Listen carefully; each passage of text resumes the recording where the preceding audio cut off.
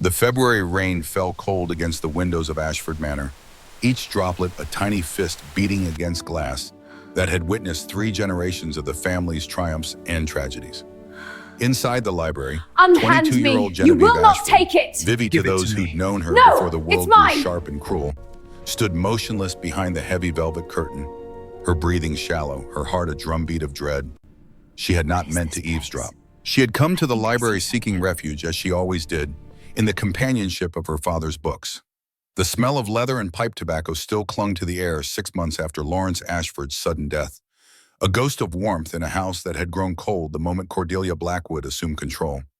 But voices in the adjoining study had frozen her mid-step. Her stepmother's voice, crisp and calculated as a merchant tallying coins, and another voice, male, smooth with the practiced charm of a man accustomed to getting what he wanted. Lord Henry Whitmore. "The girl is naive," Cordelia said, and Vivi could picture her stepmother's face. Beautiful still at 43, but with a hardness around the mouth that no amount of powder could soften. "She'll sign anything I put in front of her. The marriage contract, the property transfers, all of it. And my compensation?" Henry's voice held the edge of desperation beneath its veneer of confidence. "You promised 40,000 once the deed is done. You'll have it, half upon engagement, half upon consummation of the marriage."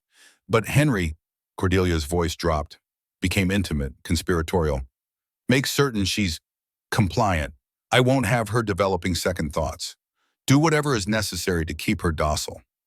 Compliments work on simple girls. Make her feel seen, wanted. She's starved for affection." The cruelty of it struck Vivi like a physical blow. Her hand flew to her mouth, stifling the gasp that threatened to betray her presence. Through the crack between curtain and wall, she could see them now. Cordelia in deep purple silk that whispered wealth with every movement. Henry leaning against her father's desk as though he already owned it. "What if she refuses?" Henry asked. "She won't." Cordelia's certainty was absolute. "She has no allies, no champions. Her father's friends have their own concerns. Society has no patience for difficult young women. And I control everything, her correspondence, her finances, her very movements. She's alone, Henry, completely and utterly alone." Vivi's hand found the small wax cylinder recording device hidden in the folds of her skirt. It had been her father's, used for dictating correspondence, for preserving his thoughts. She'd brought it with her without conscious intent, drawn by some instinct she hadn't understood until this moment. Now her fingers moved with quiet precision, activating the mechanism. The cylinder began to turn, capturing every word, every damning syllable of the conspiracy being woven in what had been her father's sanctuary. "When?" Henry asked. "The garden party at Thornfield Estate, end of August.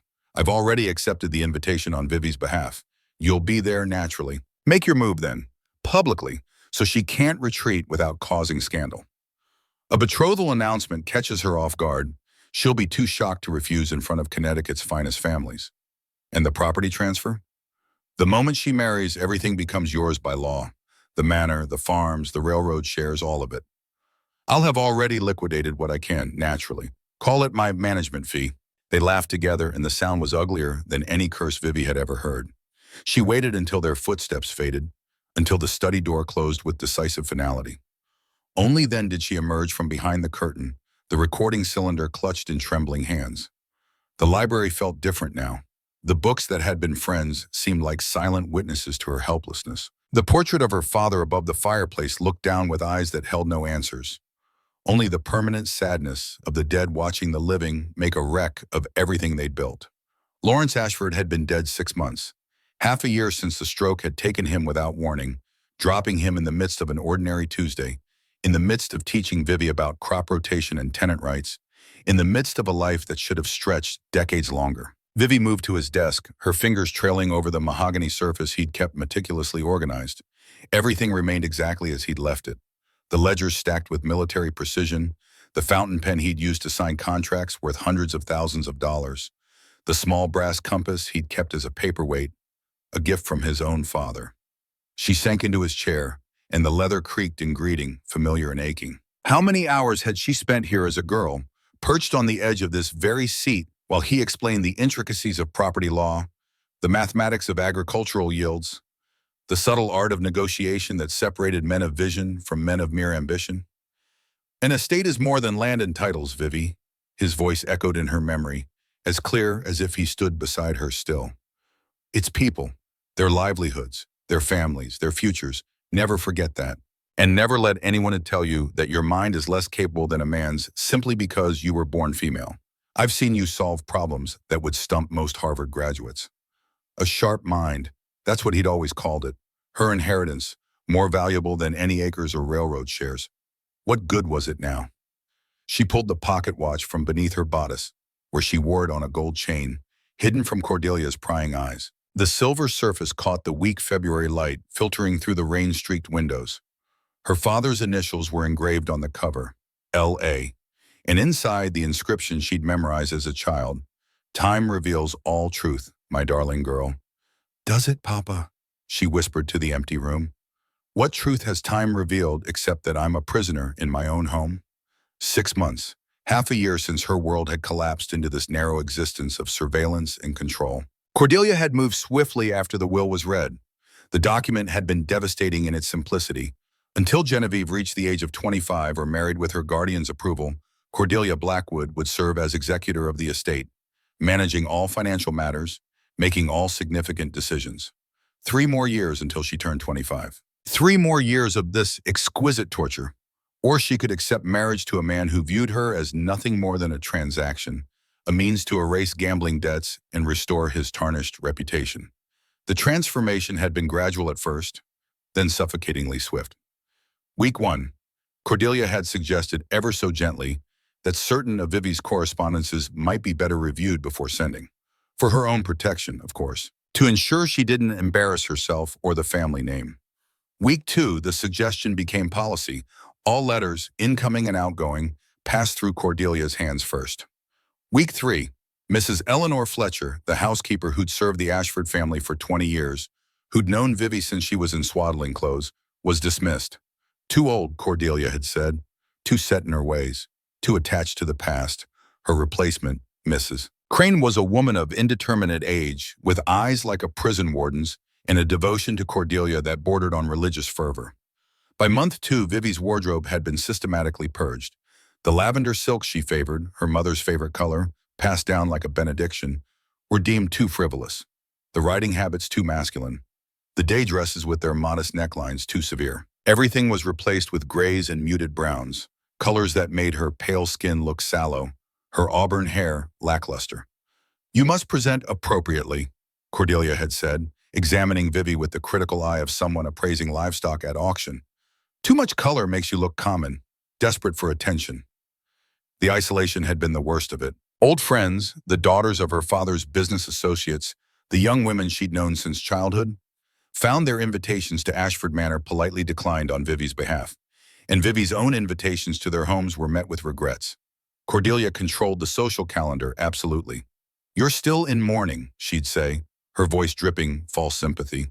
"It wouldn't be appropriate for you to attend. People would talk." 6 months of mourning had somehow stretched into perpetual confinement. The only person who remained was Lysandra, Cordelia's own daughter from her first marriage, 19 years old and so thoroughly crushed by her mother's iron will that she rarely spoke above a whisper. Vivi had tried, in the early days, to befriend her stepsister, but Lysandra had learned long ago that survival meant invisibility, that the safest place was in the shadows where Cordelia's attention rarely fell. Now sitting in her father's chair, the recording cylinder heavy in her pocket like a secret grenade, Vivi understood that the time for passive endurance had ended. They meant to sell her. Cordelia and Henry, with their $40,000 conspiracy and their casual dismissal of her autonomy, her intelligence, her very humanity.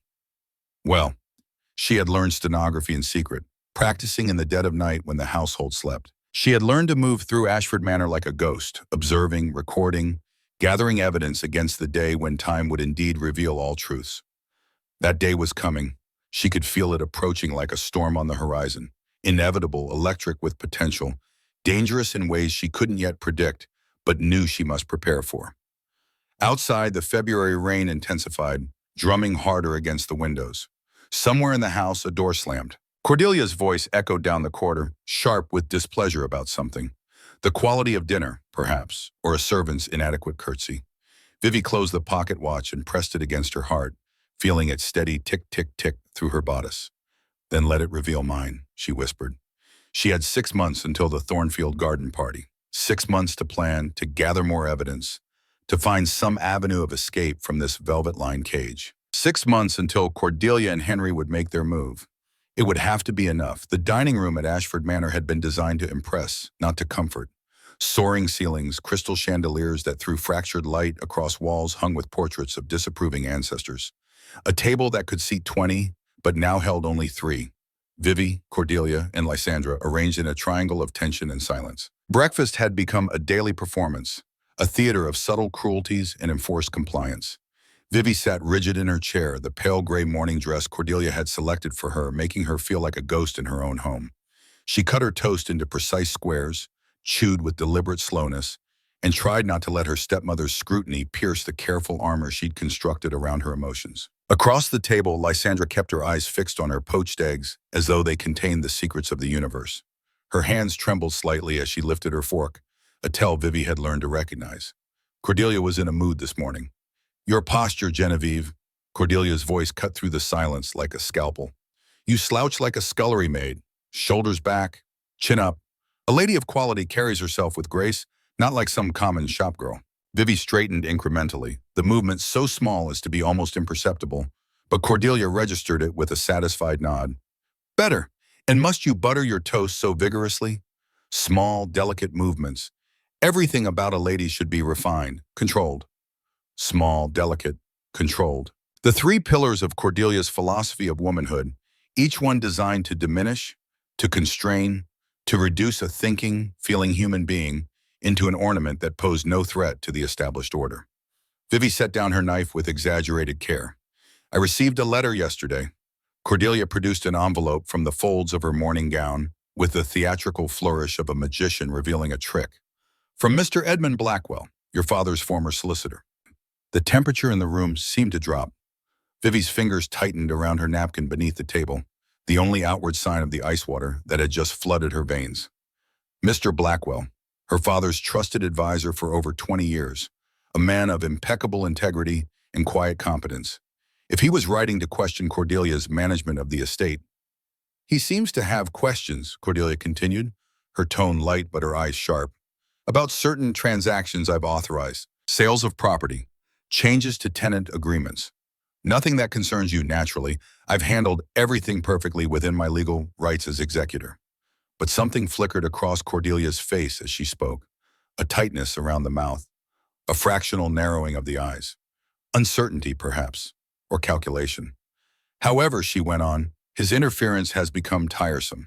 I've dismissed him and retained Mr. Thaddeus Pike instead, a much more understanding gentleman, one who recognizes that a widow managing her late husband's estate requires flexibility, not constant second-guessing. Vivi's hands had gone numb. Mr. Blackwell dismissed. The one person who might have acted as a check on Cordelia's power, who might have investigated the financial irregularities that Vivi had begun to suspect but couldn't prove, who might have been an ally. Gone. You can't simply dismiss father's solicitor, Vivi said, the words escaping before she could stop them. He's been with the family for decades. He knows every contract, every agreement. I can do whatever I please. Cordelia's smile was razor sharp, her voice suddenly stripped of all pretense of maternal warmth. I'm the guardian, remember? Every decision, every signature, every sale falls within my purview until you marry or reach 25. So you see, my dear stepdaughter, cooperation benefits us both. Defy me, and I'll ensure these next 3 years feel like 30. The threat hung in the air between them, as tangible as the crystal chandelier overhead. Lysandra had gone perfectly still, fork frozen halfway to her mouth, her face carefully blank. She'd learned young not to interfere in these confrontations, not to draw fire onto herself. Vivi wanted to scream, to overturn the table, to tear the portraits from the walls, to set fire to the carefully constructed facade of civility that disguised this daily torture. Instead, she said quietly, "May I be excused? I find I've lost my appetite." No, Cordelia dabbed at her lips with her napkin, the gesture somehow conveying utter contempt. You'll sit and finish your meal like a civilized person. We have much to discuss. The Thornfield garden party, for instance. It's in 3 days, and you're woefully unprepared. 3 days, the timeline had accelerated. Vivi's pulse began to hammer. I've selected your dress, Cordelia continued. The cream silk with the lower neckline. You'll wear your hair up with the pearls, your mother's pearls, I think, and you'll be gracious to Lord Henry Whitmore, who has shown particular interest in making your acquaintance. There it was, the trap being laid in plain sight, disguised as maternal guidance. Lord Whitmore? Vivi kept her voice neutral, but her mind raced. I'm not familiar with second son of the Earl of Pembroke, Cordelia said. Recently come into a significant inheritance from his maternal uncle. Quite the catch for a girl in your position. He specifically asked to be introduced. Liar. Henry hadn't asked for anything. This was all Cordelia's Boya's orchestration, the conspiracy Vivi had overheard playing out in real time. I'm still in mourning for father. Vivi tried one last defense, though she knew it was futile. Attending a garden party seems 6 months is sufficient, Cordelia interrupted. Half mourning allows for social engagements, particularly when they serve your future interests. You'll attend, Genevieve, you'll be pleasant, and you'll make yourself available to Lord Whitmore's attentions. Am I clear? Across the table, Lysandra finally looked up, her hazel eyes meeting Vivi's for a fraction of a second. There was something there. Guilt, perhaps, or sympathy, or the dull resignation of someone who'd given up fighting long ago. Then she looked away, and the moment was gone. Yes, Vivi said, the word ashes in her mouth. Perfectly clear. Excellent. Cordelia rose, smoothing her skirts with satisfaction. You'll spend this morning practicing your watercolors. Lord Whitmore appreciates artistic accomplishment in a wife. And do something about your hair. Those curls are positively wild. She swept from the room in a rustle of purple silk, leaving Vivi and Lysandra in echoing silence. For a long moment, neither of them moved. Then Lysandra set down her fork with a soft clink of silver against porcelain. Vivi, she began, her voice barely above a whisper. Don't. Vivi stood abruptly, her chair scraping against the floor. Just don't. She couldn't bear sympathy, not from someone who watched it all happen and did nothing, not from someone who'd chosen survival through silence over resistance, no matter how futile that resistance might be. She fled the dining room before the tears threatening at the corners of her eyes could fall, before Lysandra could see how close she was to breaking. August arrived like a judgment, all blazing sun and oppressive heat that turned Connecticut into a shimmering mirage of green lawns and white mansions, wealth on conspicuous display. Thornfield Estate sprawled across 300 acres of prime land overlooking Long Island Sound, a monument to old money and older power. The current Duke, Sebastian Whitmore, though no one called him by his Christian name to his face, had inherited the title and property 8 years ago when his older brother Thomas died in a railroad accident. The tragedy had transformed Sebastian from a Harvard-educated lawyer with a modest but growing railroad empire into one of the most powerful landowners in Connecticut. 31 years old, unmarried, and notoriously private, he was the subject of constant speculation among society matrons with unmarried daughters and gossips with too much time on their hands. Vivi knew these facts only because Cordelia had recited them during the carriage ride from Ashford Manor, her voice bright with calculation. The Duke is selective about his social engagements, Cordelia said, adjusting the angle of her hat for the third time. That he's hosting this garden party at all is remarkable. You'll make yourself agreeable if the opportunity for introduction arises naturally. A connection to Thornfield Estate would elevate our social standing considerably. As though Cordelia had any claim to the Ashford name beyond legal maneuvering and strategic remarriage. Vivi remained silent, watching the countryside roll past through the carriage window. Her cream silk dress felt like a costume, the lower neckline exposing more skin than she was comfortable with. The pearls at her throat, her mother's pearls, inherited after Catherine Ashford's death when Vivi was 7, felt like a collar. Lysandra sat across from them, pretty in an unremarkable way in pale pink, her eyes fixed on her hands folded in her lap. She'd barely spoken since breakfast 3 days ago, retreating even further into her habitual invisibility. The carriage turned through wrought iron gates and Thornfield Estate came into view. It was magnificent in the way of old American wealth trying to mimic European grandeur. All neoclassical columns and manicured hedges, geometric flower beds bursting with late summer blooms, a fountain at the circular drive where water danced in the sunlight. Carriages lined the drive ahead of them, disgorging guests in their finest attire. Ladies in pastels and jewel tones, gentlemen in dark suits despite the heat, all wearing the same practiced expressions of polite anticipation that characterize these social rituals. Vivi felt her stomach clench as their carriage joined the queue. Somewhere in that crowd of Connecticut's finest families, Lord Henry Whitmore was waiting to spring Cordelia's trap. She'd spent 3 days preparing herself mentally, rehearsing refusals that wouldn't cause public scandal, mapping exit strategies from conversations that grew too pointed. But beneath the anxiety hummed something else, something harder and colder. The wax cylinder recording of Cordelia and Henry's conspiracy sat in a locked drawer in Vivi's room, hidden beneath false bottom. 3 months of stenography transcripts documenting Cordelia's financial irregularities filled a second drawer. Letters she'd managed to intercept, evidence she'd painstakingly gathered while playing the role of compliant stepdaughter, all of it waiting for the right moment, the right ally, the right opportunity to strike back. If she could just survive today without getting cornered into an engagement, if she could just hold on a little longer. Their carriage stopped. A footman in Thornfield livery opened the door and handed Cordelia down first, then Lysandra, then finally Vivi. The heat hit like a wall after the relative cool of the carriage. The air smelled of roses and freshly cut grass and the faint mineral tang of the sound in the distance. Cordelia's hand closed around Vivi's elbow, proprietary and controlling. "Smile," she hissed under her breath. "And for heaven's sake, try to look pleasant.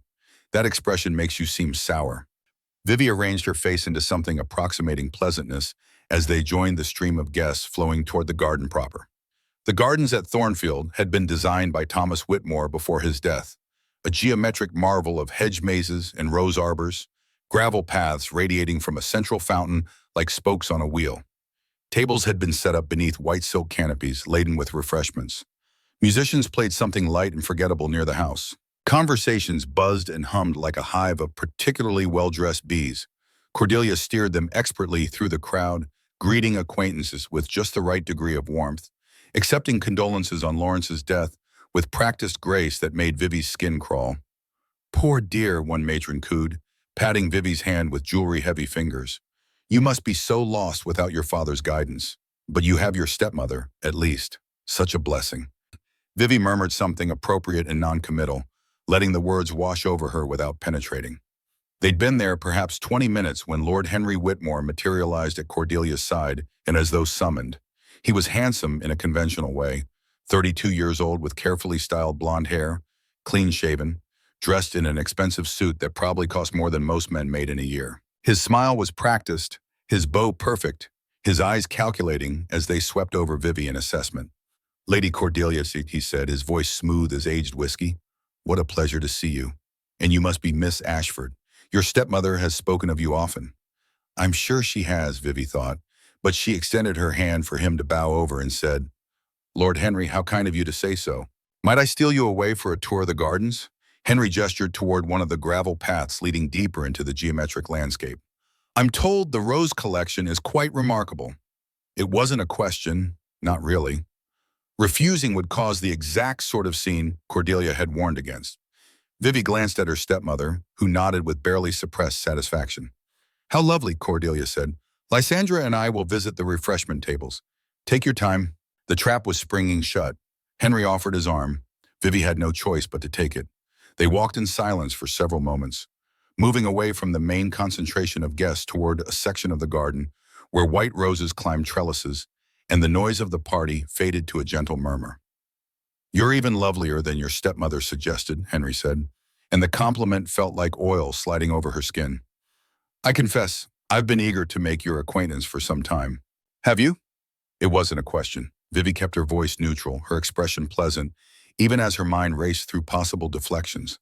"I was deeply sorry to hear of your father's passing," Henry continued. "Lawrence Ashford was a gentleman of great distinction. You must miss him terribly." The audacity of it, offering sympathy while plotting to exploit her grief, made something hot and furious rise in Vivi's chest. "Every day," she said quietly. They'd reached a more secluded section of the garden now, a small clearing with a stone bench positioned beside a bed of white roses in full bloom. Henry gestured toward it. "Shall we sit? I find I have something of importance to discuss with you." Here it was, the moment Cordelia had orchestrated, the public proposal designed to trap Vivi through social pressure and the fear of scandal. But before Vivi could formulate a response, footsteps on gravel made them both turn. A man approached, tall, dark-haired, wearing a suit of impeccable cut but no ornamentation beyond a simple watch chain. His face was all angles and shadows, intelligent gray eyes that seemed to take in everything in a single glance. Duke Sebastian Whitmore. Had to be, though Vivi had never seen him before. He moved with the unconscious authority of someone accustomed to command. But there was something else in his bearing, a weariness perhaps, or a carefully maintained distance, as though he'd learned to move through society without quite being part of it. "Lord Henry," Sebastian said, his voice measured and cool. "Miss Ashford, I hope I'm not interrupting." "Your Grace." Henry straightened, clearly surprised and not entirely pleased by the interruption. "We were just admiring the roses, yes. My brother designed this section of the garden. He had particular fondness for the Alba variety." Sebastian turned his attention fully to Vivi, and she felt the weight of that gaze like a physical thing. "Miss Ashford, your father spoke of you often. I was privileged to know him." The words hit Vivi like an electric shock. "You knew my father?" "We served together on several committees," Sebastian said. "Agricultural reform primarily, railroad expansion and its impact on tenant farming communities. Lawrence was passionate about ensuring progress didn't come at the expense of the people who worked the land." It was so perfectly, precisely what her father had cared about, that Vivi felt the tears prick at her eyes. She blinked them back furiously.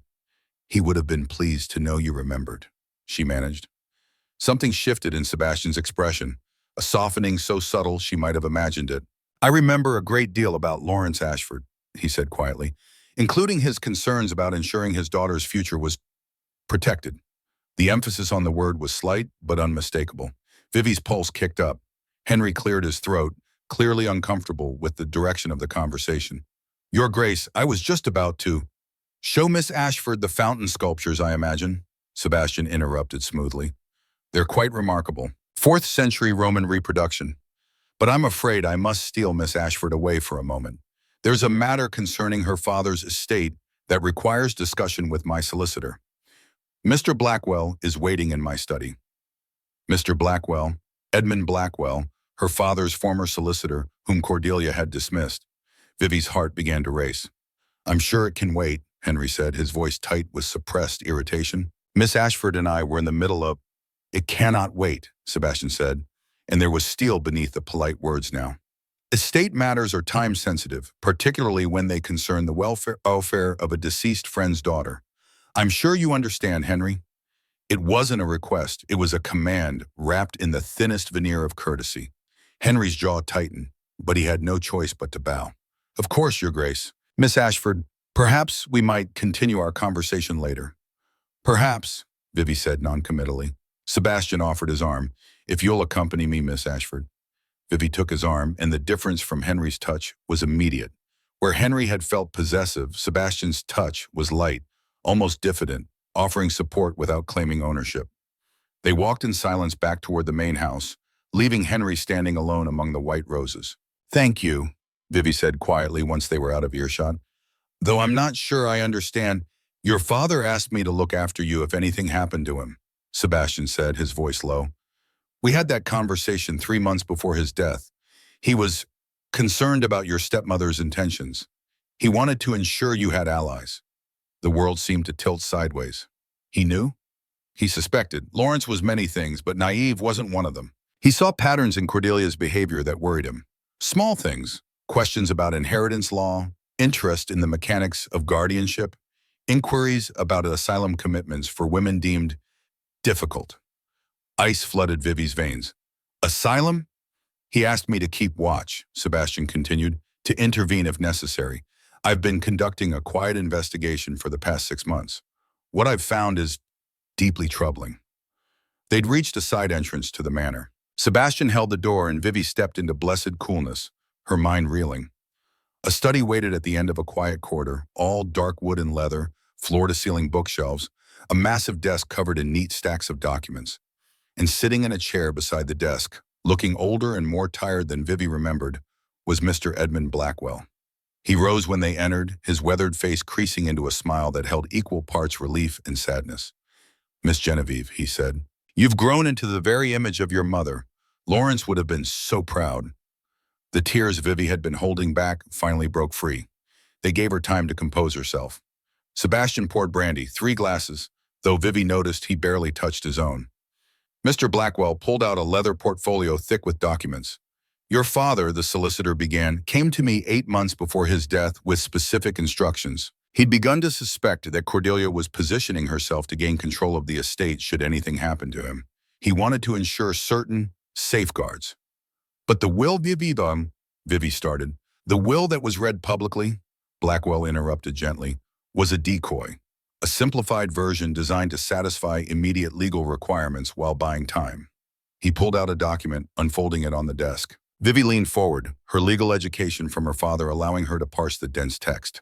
It was a trust, complex, multi-layered, with provisions that made her breath catch. Your father placed the bulk of the estate in an irrevocable trust, Blackwell explained, with Duke Whitmore as trustee and myself as co-executor. Cordelia has legal guardianship over you personally until you reach 25, or marry with trustee approval. But her authority over the estate assets is severely limited. How limited? Vivi's voice shook. She can manage day-to-day operational expenses, Sebastian said, taking up the explanation. But any sale of property, any major financial decision, any significant change to tenant agreements, all require my approval as trustee, which I have not given. The sales she's made, Vivi started. Unauthorized, Blackwell confirmed. Illegal, in fact. I've been building a case for the past 3 months. Forgery, embezzlement, fraud. The North Pasture sale alone constitutes criminal activity. The room spun. Vivi gripped the edge of the desk to steady herself. Why didn't you tell me sooner? The words came out harsher than she intended. Sebastian's face tightened. Because I promised your father I would only intervene when absolutely necessary, when you were in immediate danger. He didn't want you to feel watched or controlled, even by someone trying to protect you. He wanted you to maintain as much autonomy as possible. But today I watched Cordelia engineer a situation designed to trap you into marriage with Henry Whitmore, Sebastian said, and there was anger beneath the controlled words now. A man I know for a fact has gambling debts at 3 separate clubs and is desperate enough to marry for money. That crossed the line from concerning to dangerous. He pulled out another folder, this one containing what looked like financial records and correspondence. I have evidence of Cordelia's embezzlement, he said. Approximately $80,000 siphoned from estate accounts over the past 6 months, forged signatures on 12 separate documents. And this morning I received word that she's been in contact with Dr. Thaddeus Pike about having you committed to an asylum for what she terms hysteria and dangerous delusions. The bottom dropped out of Vivi's world. Asylum. The threat Cordelia had made to Henry in that overheard conversation. The ultimate weapon for disposing of inconvenient women. Legal, socially acceptable, almost impossible to fight once the paperwork was signed. I have recordings, Vivi heard herself say, of Cordelia and Henry, planning the marriage scheme, discussing the money. Both men turned to stare at her. I've been using my father's wax cylinder recorder, she explained, her voice steadier now. And I learned stenography. I have transcripts of conversations, correspondence I've intercepted, evidence of her financial mismanagement. I've been gathering it for months, waiting for, she gestured helplessly, for something, someone, an opportunity.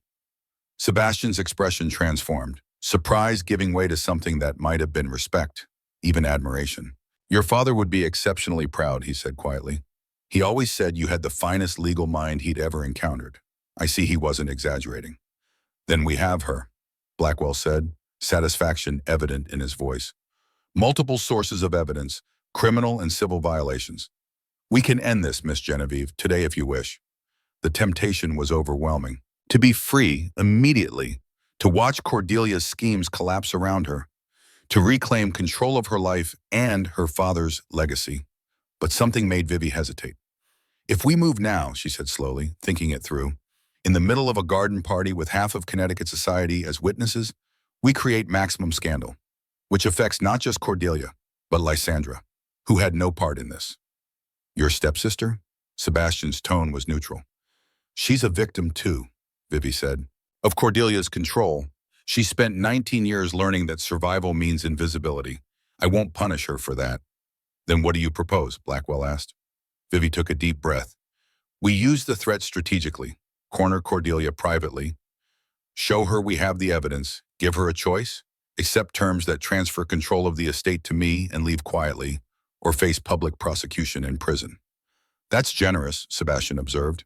It's practical, Vivi corrected. Public scandal damages everyone. This way, Cordelia loses control but retains minimal dignity. Lysandra has a chance to escape her mother's influence, and I get my life back without turning it into theater for society gossips. The two men exchanged glances. Your father would be so very proud, Blackwell said. There's one complication, Sebastian said carefully. Cordelia's guardianship of you personally remains legally valid until you marry or reach 25. Even if we strip her financial control, she could still attempt to have you committed, still control your physical movements. The asylum threat isn't neutralized. Unless I marry, Vivi said. The silence that followed was heavy with implications. I'm not suggesting, Sebastian started.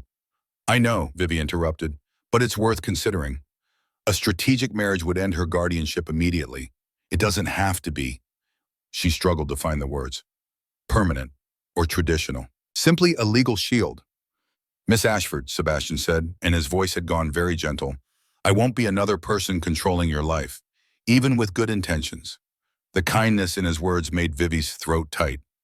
Then what do you suggest? We confront Cordelia today, Sebastian said. Here now, while we have the advantage of surprise and multiple witnesses in the vicinity. We offer terms. She signs documents transferring estate management to you under the trust structure. She retreats to the dower house with a modest allowance, and she relinquishes all claims to guardianship. In exchange, we don't prosecute criminally. And if she refuses, then she faces charges, publicly, with the full weight of my legal resources and social position behind the prosecution. Sebastian's expression was granite. I've tolerated a great deal out of respect for your father's wishes, but watching her strike you, she hasn't, Vivi started then stopped. Because that wasn't quite true, was it? There had been small cruelties, moments of physical intimidation carefully disguised as accident or maternal concern, a grip on her arm that left bruises, a shove masked as steadying her balance, a slap to her hand for reaching for the wrong fork at dinner. Nothing she could prove. Nothing she could call by its true name without sounding hysterical. But Sebastian's gray eyes held hers with an intensity that made her feel seen in a way she hadn't experienced since her father's death. If she has harmed you, he said quietly, in any way, I need to know, not to control you, but to protect you. There's a difference. Before Vivi could respond, the study door burst open. Cordelia stood in the doorway, her face flushed with fury barely contained by social propriety. Behind her, looking miserable, was Lysandra. There you are, Cordelia said, her voice bright and false. You've been gone for quite some time, Genevieve. Lord Henry was concerned, as was I. It's not appropriate for you to be alone with... Her gaze swept over Sebastian and Blackwell with barely disguised contempt. Gentlemen, even in the Duke's own home. Lady Cordelia, Sebastian said, rising. How fortuitous. We were just discussing estate matters that require your attention. Please, come in. Mr. Blackwell has documents that need your signature. Something flickered across Cordelia's face, uncertainty, quickly masked. I'm sure they can wait until a more appropriate time. Come, Genevieve. We're leaving. Actually, Vivi said, and she was surprised by the steadiness of her own voice. They can't wait, and I'm not leaving. Cordelia's mask slipped. For just a moment, naked rage showed through before she smoothed it away. Don't be difficult, dear. You're overwrought. The heat, perhaps. I'm perfectly clear-headed, Vivi interrupted, and I'm staying to hear what Mr. Blackwell has to say about my father's estate. The estate you've been systematically looting for 6 months. The words hung in the air like thrown knives. Cordelia went very still. Then slowly she turned to close the study door, shutting Lysandra out in the hallway. When she faced them again, all pretense had dropped away. This was Cordelia Blackwood stripped of her social mask, calculating, furious, and dangerous. You have no proof, she said flatly. We have recordings, Vivi said, transcripts, financial records, intercepted correspondence, and multiple witnesses to your conspiracy with Lord Henry Whitmore. Witnesses can be discredited. A grieving girl prone to hysteria. Is that the same argument you plan to use to have me committed? Vivi's voice shook now, but with anger, not fear. Did you really think I wouldn't find out? That I just submit? You stupid, ungrateful... Cordelia took a step forward, her hand rising. And then Sebastian was there. Somehow between them, his hand closing around Cordelia's wrist before the blow could land.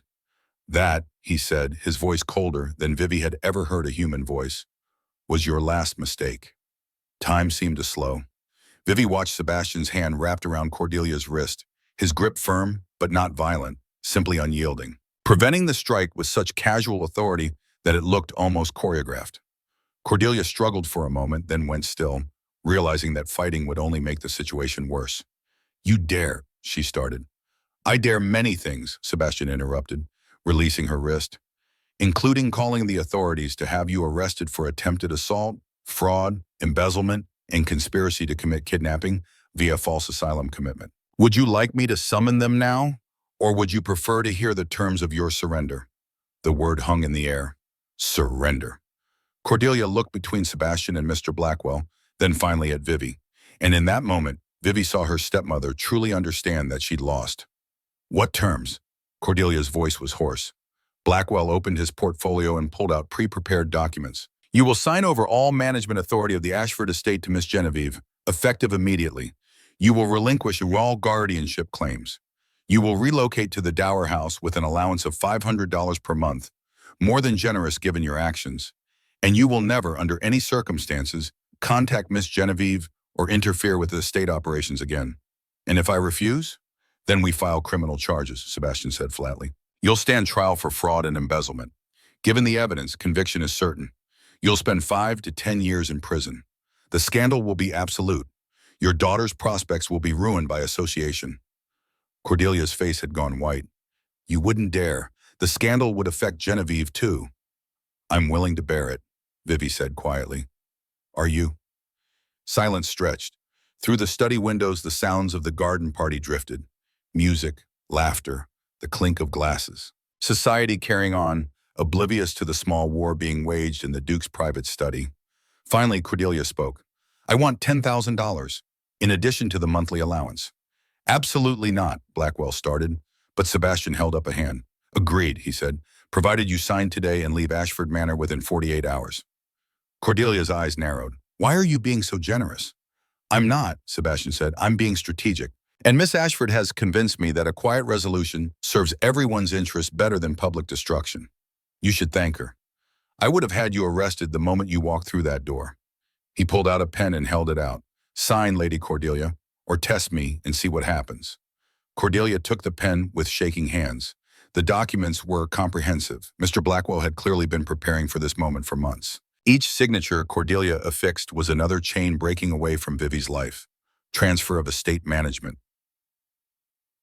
Relinquishment of guardianship. Sign. Terms of allowance and residence. Chain. Non-interference clause. Sign. When it was done, Cordelia stood frozen for a moment, staring at the papers that had just dismantled her control. "I underestimated you," she said finally, looking at Vivi. "Your father raised you to be weak, emotional. I thought you'd be easy to manage." "My father raised me to be strong," Vivi said. "You just didn't recognize what strength looks like." Cordelia's laugh was bitter. "You think you've won? You'll never survive in society without my guidance. Never find a suitable husband. Never. Get out," Sebastian said quietly, "before I change my mind about the criminal charges." Cordelia swept from the room in a rustle of silk, slamming the door behind her hard enough to rattle the portraits on the walls. In the silence that followed, Vivi realized she was shaking. The adrenaline that had sustained her through the confrontation was draining away, leaving her hollow and trembling. "Sit," Sebastian said gently, guiding her to a chair. "Mr. Blackwell, some water?" The solicitor poured from a crystal carafe while Sebastian knelt beside Vivi's chair, his gray eyes level with hers. "You were magnificent," he said quietly. "Absolutely magnificent." "I don't feel magnificent," Vivi whispered. "I feel like I might shatter." "Then shatter," Sebastian said. "You're safe here. You can afford to fall apart for a moment." And she did. The tears she'd held back for 6 months, the grief and rage and fear and desperate loneliness, all of it broke free in great gasping sobs that shook her whole body. Sebastian said nothing, did nothing except remain kneeling beside her chair, a quiet, steady presence while she wept. When she finally quieted, he offered a handkerchief. "Better?" "Marginally." Vivi wiped at her eyes, acutely aware that she probably looked terrible, face blotchy, eyes red, careful composure completely destroyed. "I apologize for—" "Don't," Sebastian interrupted. "You've earned the right to feel everything you're feeling. Don't apologize for being human." Mr. Blackwell cleared his throat diplomatically. "Miss Genevieve, there's one more matter we need to discuss. The guardianship clause." "Right." Even with Cordelia neutralized, Legally, Vivi still needed a guardian until she turned 25, 3 more years. The trust structure, Blackwell continued, allows for the trustee to assume guardianship duties if the primary guardian is deemed unfit or relinquishes the role, which Lady Cordelia has just done. So Sebastian would become my guardian. Vivi looked between the two men, trying to parse the implications through the fog of emotional exhaustion. Temporarily, Sebastian said carefully, with very limited authority. Essentially, my role would be to co-sign legal documents that require a guardian's approval and provide a deterrent against anyone else trying to claim control over you. But day-to-day decisions, management of the estate, your personal choices, all of that remains entirely yours. It's the least restrictive option available under current law, Blackwell added. And it would only be necessary for 3 years until you reach 25, at which point all guardianship provisions expire automatically. 3 years, it still felt like an eternity. There's another option, Sebastian said quietly, and I want you to understand that I'm only mentioning it as a legal possibility, not as any kind of expectation or requirement. Vivi looked at him, waiting. Marriage would end the guardianship requirement immediately, he said. If you were to marry anyone, all legal control would transfer to your husband under current property law, which is its own kind of cage, I know, but it's worth mentioning as an option. Are you proposing? The words came out more sharply than Vivi intended. No, Sebastian's response was immediate and firm. I'm not. I'm simply laying out the legal landscape so you can make an informed choice. Personally, I think the guardianship structure Mr. Blackwell and I have proposed is far preferable. It gives you maximum autonomy while providing legal protection. But it's still control, Vivi said. However limited, however well-intentioned, it's still someone else having authority over my life. Yes, Sebastian agreed. It is, and I hate that. But it's the best option available within a legal system that doesn't recognize women as fully autonomous individuals. The honesty of it, the lack of platitudes or false reassurance, was oddly comforting. Then I accept, Vivi said. Temporary guardianship under the trust terms, with the understanding that my autonomy is paramount and your role is purely administrative. Agreed, Sebastian said immediately. We'll have the documents drawn up this week. In the meantime, you are welcome to stay here at Thornfield Estate. Lady Octavia, my aunt, resides in the East Wing. She can serve as chaperone to maintain propriety. I should go home, Vivi said, though the thought of returning to Ashford Manor, even without Cordelia, filled her with exhaustion. There's so much to organize. Tenant agreements to review, the estate staff to inform. Can wait until tomorrow, Sebastian interrupted gently. Today has been a great deal. You're allowed to rest. Before Vivi could respond, the study door opened again. This time it was Lysandra who stood in the doorway, her face pale and frightened. Is it true, she whispered? What Mother said? That she has to leave? That everything is... Her voice broke. I don't understand what's happening. Vivi rose on shaky legs and crossed to her stepsister. Up close, she could see that Lysandra had been crying, her eyes red-rimmed and swollen. Your mother engaged in illegal activity, Vivi said gently. Embezzlement, fraud. She's been given a choice. Accept terms that allow her to avoid prosecution or face criminal charges. She chose the former. So she's leaving? Going to the dower house? Yes, within 48 hours. And me? Lysandra's voice was very small. What happens to me? Vivi hadn't thought that far ahead. She looked back at Sebastian and Mr. Blackwell, who both wore identical expressions of diplomatic neutrality. This was Vivi's decision to make. You can go with your mother if you choose, Vivi said slowly, or you could stay at Ashford Manor, as my guest. Not as an obligation or a burden, but because, she struggled to find the words, because I think you deserve a chance to discover who you are when you're not living under constant fear of your mother's disapproval. Lysandra stared at her, tears spilling down her cheeks. You'd let me stay? After everything? You didn't do anything except survive, Vivi said. I won't punish you for that. But the choice is yours, truly yours. Think about it. Lysandra nodded mutely, then fled back into the hallway. Vivi returned to her chair, suddenly bone-tired. That was generous, Sebastian observed. It was strategic, Vivi corrected, using his own words back at him. Lysandra could be an ally, or at minimum, she deserves not to be collateral damage in her mother's schemes. Your father would be proud, Mr. Blackwell said, and this time Vivi believed him. Through the windows, the garden party continued. Somewhere out there, guests were enjoying refreshments and gossiping about inconsequential matters, completely unaware that in the Duke's private study, A young woman's life had just been torn down and rebuilt in the span of an hour. Vivi pulled out her father's pocket watch, running her thumb over the familiar inscription. Time reveals all truth, my darling girl. It did, Papa, she whispered. It finally did. Sebastian saw her holding the watch and something shifted in his expression. Recognition, perhaps, or memory. Lawrence has showed me that watch once, he said quietly, during one of our committee meetings. He said it was for you, that someday you'd understand what it meant. Do you think I do now? Vivi asked. Sebastian considered the question seriously. I think you're beginning to. Truth takes time to reveal itself, but once it does, it's irrevocable. You can't unknow it. You can only decide what to do with it. And what should I do with it? Whatever you choose, Sebastian said. That's the whole point of freedom.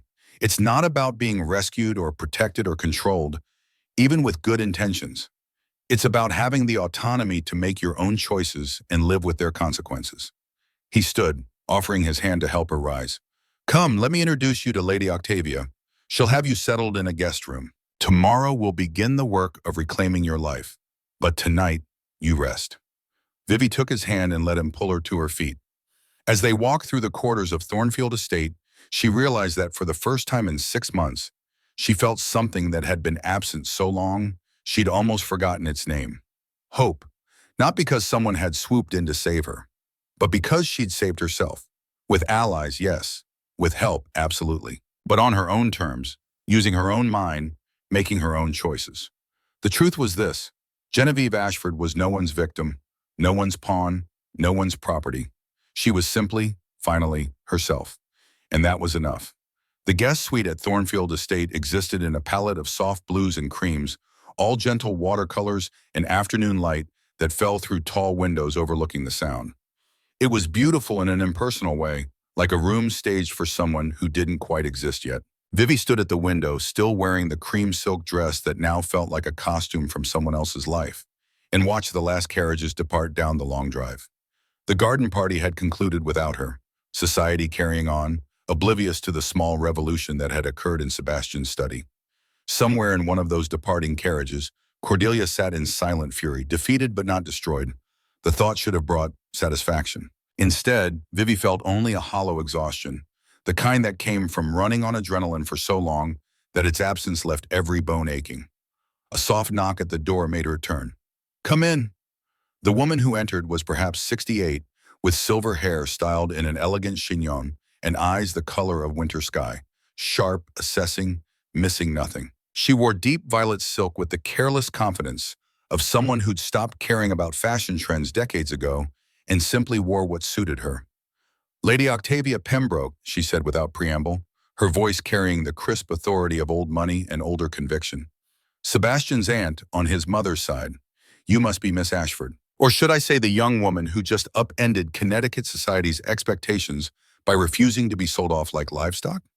Despite everything, Vivi felt a smile tug at her lips. Genevieve? Vivi, if you prefer. I prefer honesty, which you seem to have in abundance. Octavia settled into a chair without waiting for invitation, gesturing for Vivi to sit as well. My nephew tells me you've had quite the afternoon. Outmaneuvered your stepmother, avoided entrapment by a gambling-addicted fortune hunter, and reclaimed your inheritance. All before tea time. Impressive. Your nephew did most of the heavy lifting, Vivi said, sitting across from her. I just didn't fall apart when it mattered most. Don't undersell yourself, girl. Sebastian had the legal framework, yes, but you had the courage to use it. There's a difference between having a weapon and being willing to pull the trigger. Octavia's gaze was penetrating. He also tells me you'll be staying here while matters settle, that you've accepted temporary guardianship under the trust structure. The least restrictive option available, Vivi said, echoing Blackwell's words. But still restrictive, Octavia observed. Still another man, however well-intentioned, having legal authority over your life. Yes. And how do you feel about that? The question was so direct, so unexpected, that Vivi found herself answering honestly. Grateful, resentful, relieved, trapped, all of it at once. Good, Octavia said firmly. That means you're thinking clearly. Beware of anyone who offers you freedom and expects pure gratitude in return. Freedom isn't a gift. It's a right that's been stolen and must be reclaimed. She leaned forward slightly. I'm going to be plain with you, Vivi. I witnessed the entire scene in the garden earlier. Saw your stepmother strike you, or attempt to, before Sebastian intervened. I've already begun spreading my version of events through my correspondence network. By tomorrow, every woman of influence in New York and Connecticut will know that Cordelia Blackwood had assaulted her stepdaughter at a public gathering and was rightfully expelled from decent society. You don't have to. I do, Octavia interrupted. Because women like Cordelia thrive when good people remain silent. She'll try to spin this as your instability, your manipulation of my nephew. The only defense against that is a stronger narrative backed by credible witnesses. And I, she smiled, the expression sharp as cut glass, am exceedingly credible. Thank you, Vivi said quietly. Don't thank me. Just promise me something. Octavia's expression turned serious. Promise me you won't trade one cage for another. That you won't let gratitude to Sebastian, or attraction, or loneliness, or simple exhaustion push you into decisions you're not ready to make. The perceptiveness of it made Vivi's breath catch. I barely know your nephew. Exactly.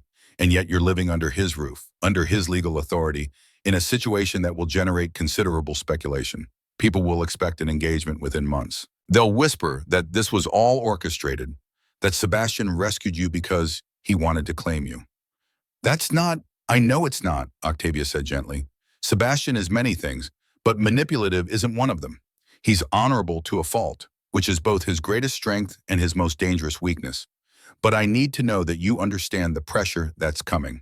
That you have someone in your corner reminding you that gratitude isn't love, and rescue doesn't equal romance.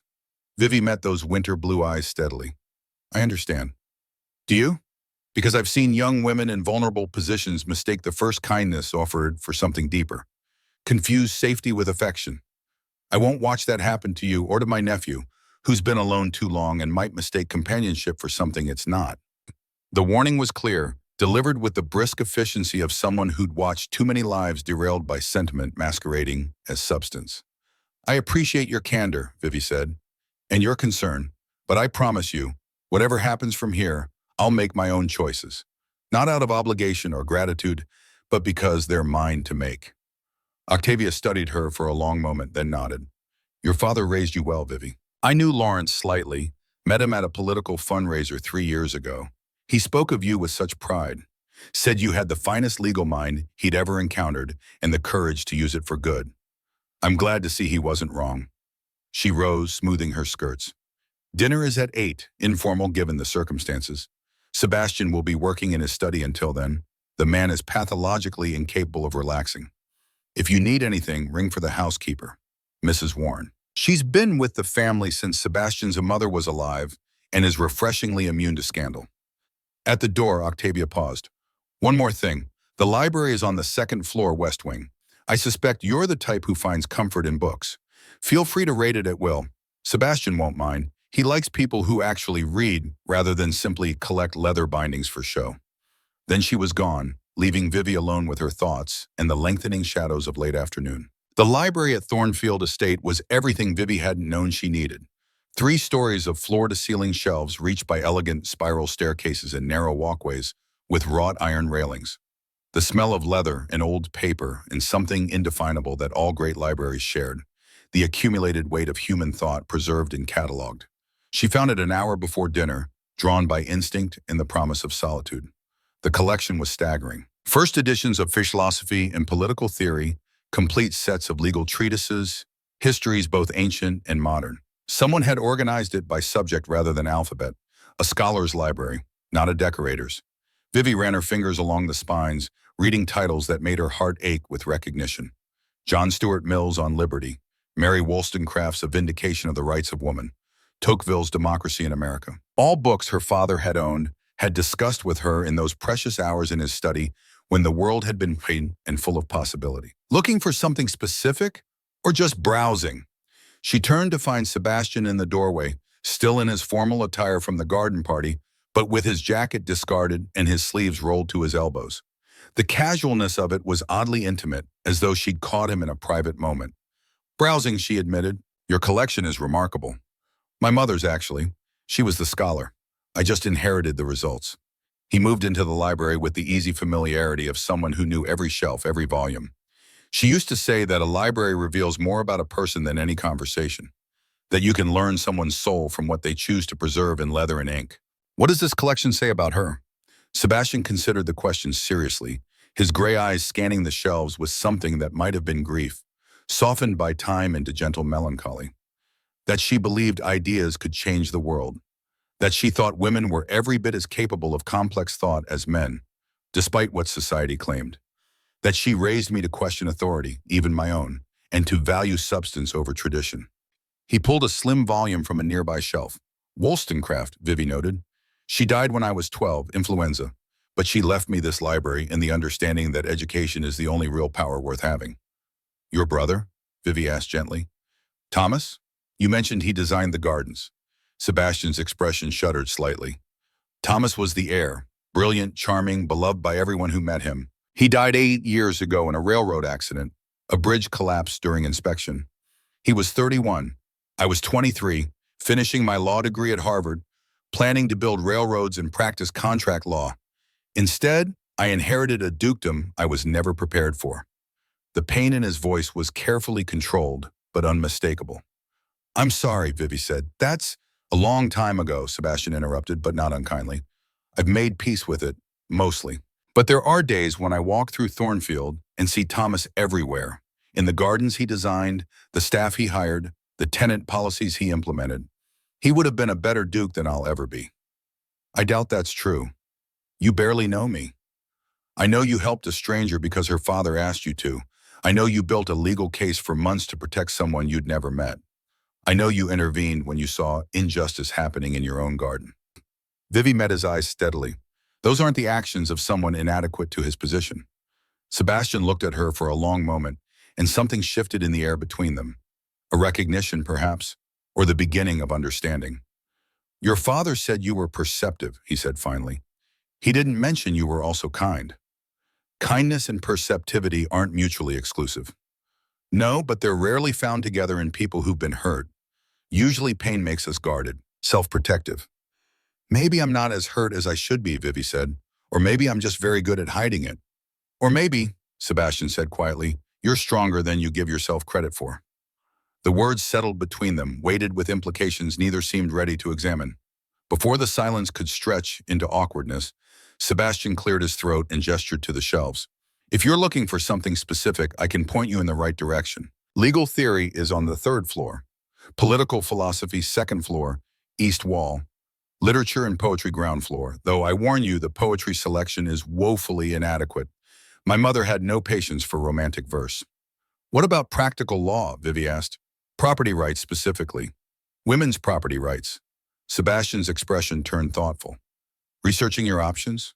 Always. He led her to a section on the 2nd floor, pulling down several volumes. The Married Women's Property Acts. New York passed theirs in 1848, then amended in 1860. Connecticut followed in 77. These are the legal commentaries. Dry reading but thorough. Vivi took the books, her fingers brushing his, briefly in the exchange. Both pulled back as though burned. Thank you, she said. Vivi. Sebastian hesitated, seemed to struggle with something, then continued. What Octavia said to you earlier, about not trading one cage for another. She was right to warn you. I know. I need you to understand that I have no expectations. Of you, of this situation, of anything beyond ensuring your safety and autonomy. The guardianship structure is purely legal necessity, nothing more. I understand, Vivi said again. Do you? Because I've seen how these situations play out. Young woman in distress, rescued by wealthy benefactor, gratitude mistaken for affection. I won't be that story. I won't be another man who claims to protect you while actually controlling you. The vehemence in his voice was startling. Then don't be, Vivi said simply. Just be honest, that's all I ask. Don't pretend this is simple when it's complicated. Don't pretend you're not exercising power just because you're exercising it gently. Sebastian looked at her with something that might have been relief, or respect, or both. Honesty, he said, I can do that. Good. Then honestly, what happens next? Tomorrow, I mean. Practically. Tomorrow, Mr. Blackwell files the paperwork transferring estate management to you under the trust. We'll need to visit Ashford Manor so you can take formal inventory. Meet with your estate manager and household staff. Begin reviewing tenant agreements. Cordelia has 48 hours to vacate, which means by tomorrow evening, the house will be yours. That fast? That fast, a Tabaya had asked. The documents she signed today are legally binding. She has no recourse. Vivi felt something like vertigo. Less than 12 hours ago, she'd been a prisoner in her own home. Now she was about to reclaim it entirely. I don't know if I'm ready, she admitted. No one's ready for freedom, Sebastian said. We just learned to carry it. Morning came too quickly and not quickly enough. Vivi woke to sunlight and birdsong, disoriented for a moment before memory crashed back. Thornfield Estate, freedom, or the beginning of it? Cordelia defeated. Her life, impossibly, her own again. She dressed in one of the gray morning dresses from her truncated wardrobe, then stopped, staring at herself in the mirror. No, no more wearing what Cordelia had chosen. No more diminishing herself to meet someone else's expectations. She stripped off the gray dress and dug through her small trunk until she found it. A lavender day dress she'd hidden in the bottom beneath layers of Cordelia-approved drabness. Her mother's favorite color. Her color. It fit perfectly, made her skin glow instead of looking sallow, brought out the auburn in her hair. This was who she was choosing to be. When she came down to breakfast, Sebastian looked up from his newspaper and went very still. Purple, he said. Lavender, Vivi corrected. There's a difference. There is, he agreed, and it suits you. Octavia, already seated and working through eggs and toast, made a sound of approval. Much better. You looked like a ghost in all that gray. This is the color of someone alive. They ate quickly, speaking little. There was too much ahead, too much to be done. The carriage ride to Ashford Manor took 40 minutes, and Vivi spent them watching the familiar landscape roll past with new eyes. Fields her father had managed, woods where she'd ridden as a girl, the small tenant cottages dotting the hills. All of it hers now, all of it her responsibility. The weight of it was staggering. Nervous? Sebastian asked quietly. Terrified, Vivi admitted. Good. Fear means you understand the stakes. It's the people who aren't afraid who do the most damage. Ashford Manor came into view. 3 stories of Georgian brick in white columns, elegant without ostentation. Home. Except it didn't feel like home. Not anymore. Cordelia's presence had poisoned it, turned it from sanctuary into prison. Could it be reclaimed? Or would it always carry the stain of the past 6 months? The carriage pulled up to the front entrance. Before Vivi could step down, the door burst open and a woman emerged, 60 years old, gray-haired, wearing a housekeeper's black dress. Mrs. Fletcher. Miss Genevieve. She hurried down the steps, propriety forgotten. Mr. Blackwell sent word you were coming. Oh, my dear girl, look at you.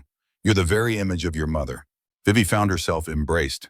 In the familiarity of it, the scent of lavender water and starch that had been the background music of her childhood broke something open in her chest. You came back, she whispered. The moment I heard that woman was gone. Mrs. Fletcher pulled back, her eyes fierce. I should never have left you. Should have fought harder. You had no choice, Vivi said. She would have destroyed you. Still, I failed your father. Failed you. Then help me now. Help me fix what she broke. Mrs. Fletcher's spine straightened. Every day for the rest of my life, if that's what it takes. Behind Vivi, Sebastian had climbed down from the carriage. Mrs. Fletcher noticed him and dropped into a curtsy. Your Grace, thank you for, she struggled for words, for protecting her. Miss Ashford protected herself, Sebastian said. I simply provided legal framework. Nonetheless, the household is in your debt. Inside, Ashford Manor felt like a museum of her old life. Everything perfectly preserved yet subtly wrong, as though someone had tried to recreate her father's home from memory and gotten the details slightly off. Small changes, barely noticeable individually. Portraits rehung, furniture rearranged, the library stripped of her father's personal papers, his favorite books relegated to high shelves where they'd be difficult to reach. Death by 1,000 cuts. We'll fix it by Yaniston, Fletcher said, watching Vivi's face. Every painting back where it belongs. Every book returned, as if she were never here. But she had been here, and pretending otherwise wouldn't erase the past 6 months. No, Vivi said slowly. We'll make it better, not the same. Better. She turned to Sebastian. You said innovation, not restoration. Let's start there. What would this house look like if it were designed for function instead of tradition? Over the next 3 hours, they walked every room, every corridor. Sebastian took notes in a leather-bound journal, his handwriting precise and efficient. The formal dining room that seated 20 but was used twice a year could become a library extension, space for the growing collection. The morning room that caught perfect southern light could be converted to a study where Vivi could work on estate management. The third floor servants' quarters, cramped and poorly ventilated, could be renovated, made more livable. Your father's study, Sebastian said carefully when they reached it. What do you want to do with this space? Vivi stood in the doorway, breathing in the lingering scent of pipe tobacco and leather. The desk where she'd sat with her father. The chairs where they debated philosophy with Wayne, the window where he'd stood, watching his land with pride and love. Keep it, she said, exactly as it is, as a reminder. Of him? Of what he taught me. That intelligence matters. That women's minds are just as capable as men's. That an estate is people, not property. She moved to the desk, running her fingers over the mahogany surface. In the center sat a stack of papers, estate documents, tenant agreements, contracts, all requiring her signature now, her decisions, her responsibility. I don't know if I can do this, she admitted. You're already doing it, Sebastian said from the doorway. Every choice you've made today, the dress you wore, the changes you're planning, the decision to bring Mrs. Fletcher back, those are the actions of someone who knows exactly what she's doing. I feel like I'm improvising, making it up as I go. That's what leadership is. No one truly knows what they're doing. They just keep moving forward and hope they're moving in the right direction. Vivi picked up the top document, a tenant agreement for the north pasture that Cordelia had sold illegally. According to Mr. Blackwell's notes, the sale could be reversed, the property reclaimed. But at what cost? Legal fees, court battles, time and energy spent fighting when it could be spent building. What would you do? She asked Sebastian. Don't ask me. This is your decision. I'm asking anyway. As a colleague, as someone with more experience in these matters. Sebastian considered, I'd weigh the value of the land against the cost of reclaiming it. If the cost is high and the land is marginal, I'd let it go. Use the energy for improvements elsewhere. But if the land is valuable, strategically or agriculturally, I'd fight for it. And this particular parcel borders the main road, prime location for future development, railroad access, proximity to town, worth fighting for. Vivi made a note. Then we fight. They worked through lunch, reviewing documents, making lists, planning. Mrs. Fletcher brought sandwiches and tea, refusing to let them skip meals. By mid-afternoon, Vivi's hand ached from writing, her mind buzzed with details, and she felt more alive than she had in months. This is what I'm good at, she said wonderingly. Not watercolors or needlepoint or playing piano for guests. This, problem-solving, organization, management. Your father knew it, Sebastian said. That's why he trained you. Why he made me promise to protect your autonomy rather than just your safety. Tell me about that conversation. The one where he asked you to watch over me. Sebastian set down his pen, his expression distant with memory. It was 3 months before he died. We were at a railroad symposium in New York. Late night, both of us too wired from debate to sleep, sitting in a hotel bar drinking whiskey that was probably too expensive. He started talking about his concerns for you, said Cordelia had been asking strange questions about inheritance law, about medical authority to commit family members, about the mechanics of guardianship. Small things individually, but together they formed a pattern. He asked if I'd keep watch, make sure you weren't diminished. That was the word he used. Diminished, as though he could see what she'd try to do, make you smaller, quieter, more manageable. Vivi's throat was tight. What did you say? I told him he was being paranoid, that Cordelia wouldn't dare, that he'd live another 30 years at least and would be there to protect you himself. Sebastian's jaw tightened. I was wrong on all counts. You couldn't have known. I should have. The signs were there. I just didn't want to see them. And yet you kept your promise anyway. Built a legal case, gathered evidence, intervened when it mattered. Not soon enough. 6 months, Vivi. You suffered for 6 months while I collected evidence and built arguments instead of just, what? Storming in and demanding she release me? That would have accomplished nothing. She would have hidden the financial crimes, destroyed evidence, maybe succeeded in having me committed out of spite. You did what was necessary to ensure a permanent solution, not just a temporary rescue. Sebastian looked at her with something that might have been gratitude. You're generous. I'm practical, and I'm grateful, which Octavia warned me not to confuse with other feelings, so I'm trying very hard to be clear about the distinction.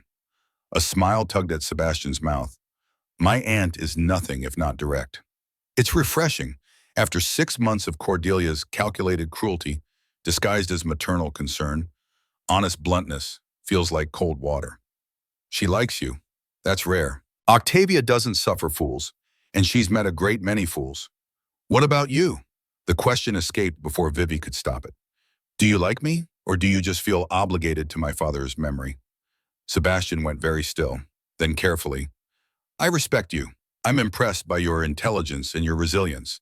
I enjoy your company. Whether that constitutes liking in the way you mean, I think it's too soon to say. That's honest. You asked for honesty. I did. Vivi returned her attention to the documents, though her pulse was racing. Then honestly, how long before society starts expecting us to announce an engagement? 3 months, maybe 4 if we're lucky. The speculation has already begun. Because I'm living under your roof. Because you're a young unmarried woman under my guardianship. Because I intervened publicly at the garden party. Because society loves a romance narrative, and this situation provides all the elements: rescue, scandal, proximity. But we're not, I know, but they don't know, and won't believe otherwise unless one of us provides alternative narrative. Such as?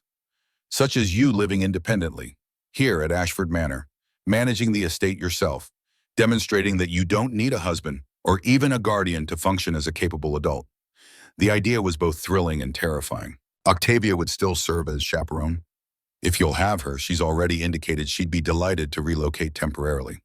Says Connecticut society is more entertaining than Boston's, and she'd enjoy watching you dismantle their expectations. And you, Vivi asked, where does that leave you? Exactly where I should be. Available if you need legal counsel or support, but not hovering, not controlling, not, he struggled for the word. Not another Cordelia, Vivi finished. Never that. A knock at the study door interrupted them. Mrs. Fletcher entered, her expression troubled. Begging your pardon, Miss Genevieve, but there's a young woman at the door asking to see you. Miss Lysandra Blackwood. Vivi and Sebastian exchanged glances. Show her in, Vivi said. Lysandra entered hesitantly, still wearing the pale pink dress from yesterday's garden party. She looked even younger than 19, her eyes red-rimmed from crying, her hands twisting together nervously. I'm sorry for intruding, she said. I know I have no right. You have every right, Vivi interrupted gently. This was your home too, however briefly. Sit, please. Lysandra perched on the edge of a chair as though ready to flee at any moment. Mother left this morning, she said, for the Dower House. She told me to come with her, but her voice broke. I couldn't. I couldn't go back to that, to being small and quiet and invisible just to survive. Then don't, Vivi said simply. But I have nowhere else. No money of my own, no skills. I've never done anything except be decorative and compliant. The self-contempt in her voice was painful to hear. I'm useless. You're not useless. You're untrained. There's a difference. Is there? Yes, useless is permanent, untrained is temporary. Vivi leaned forward. Lysandra, I meant what I said yesterday. You can stay here, not as charity but as family. We'll find something you're good at. Everyone's good at something. And in the meantime, you'll be safe. Free to figure out who you are when you're not afraid. Why would you do that after everything Mother did? You're not your mother. You're just a girl who learned to survive by disappearing. I won't punish you for that. Lysandra's face crumpled. She wept quietly, her shoulders shaking. Sebastian caught Vivi's eye and gestured to the door, giving them privacy. Vivi nodded gratefully. When they were alone, Vivi moved to sit beside Lysandra, offering her handkerchief. I was so jealous of you, Lysandra whispered. When Mother married your father, you had everything, his attention, his pride, his love. I had Mother's constant criticism and the understanding that I was only valuable if I was compliant. That must have been horrible. It was, but I hated you anyway. For having what I wanted, for being everything I wasn't, smart, confident, loved. She looked up, her eyes swimming. I'm so sorry for not speaking up, for watching her hurt you and doing nothing. You were surviving, Vivi said. I understand that now. How can you be so kind? Because I know what it's like to feel powerless, and I know that cruelty doesn't end cycles, it just perpetuates them. If we're going to build something better, we have to start with compassion. Lysandra nodded, wiping at her eyes. I want to learn, to be useful, to be someone other than Cordelia Blackwood's disappointing daughter. Then we'll teach you, Vivi promised. Estate management, If you're interested, or literature, or music, or anything else, you get to choose. I get to choose, Lysandra repeated wonderingly as though testing the words. I've never chosen anything in my life. Then it's time to start. They worked until sunset, the three of them. Vivi, Sebastian, and now Lysandra, who proved to have an unexpected aptitude for organizing documents and a meticulous attention to detail. When Sebastian finally called a halt, Vivi's hand was cramped and her eyes burned, but she felt a satisfaction she'd almost forgotten existed. The satisfaction of hard work in service of something meaningful. We've made good progress, Sebastian said, reviewing his notes. The tenant agreements are cataloged, the unauthorized sales documented, the restoration priorities identified. Tomorrow we'll begin implementation. You keep saying we, Vivi observed. Is that a problem? It's just, this is my estate, my responsibility. It is, but that doesn't mean you have to carry it alone. Partnership, remember? Not control, not rescue, just working together toward common goals. The word hung between them, partnership. I'll need to learn to delegate, Vivi said. You'll need to learn to accept help, Sebastian corrected gently. There's a difference, Ross. Is there? Delegating is giving orders. Accepting help is acknowledging that collaboration makes us stronger. Your father understood that. It's why he built networks, formed alliances, surrounded himself with competent people who shared his values. Then I accept your help, Vivi said formally, as a partner. Not as a guardian or protector, but as someone invested in seeing this estate thrive. Sebastian's smile was slow and genuine. I accept your acceptance. Lysandra, watching this exchange, looked between them with something like hope dawning in her expression.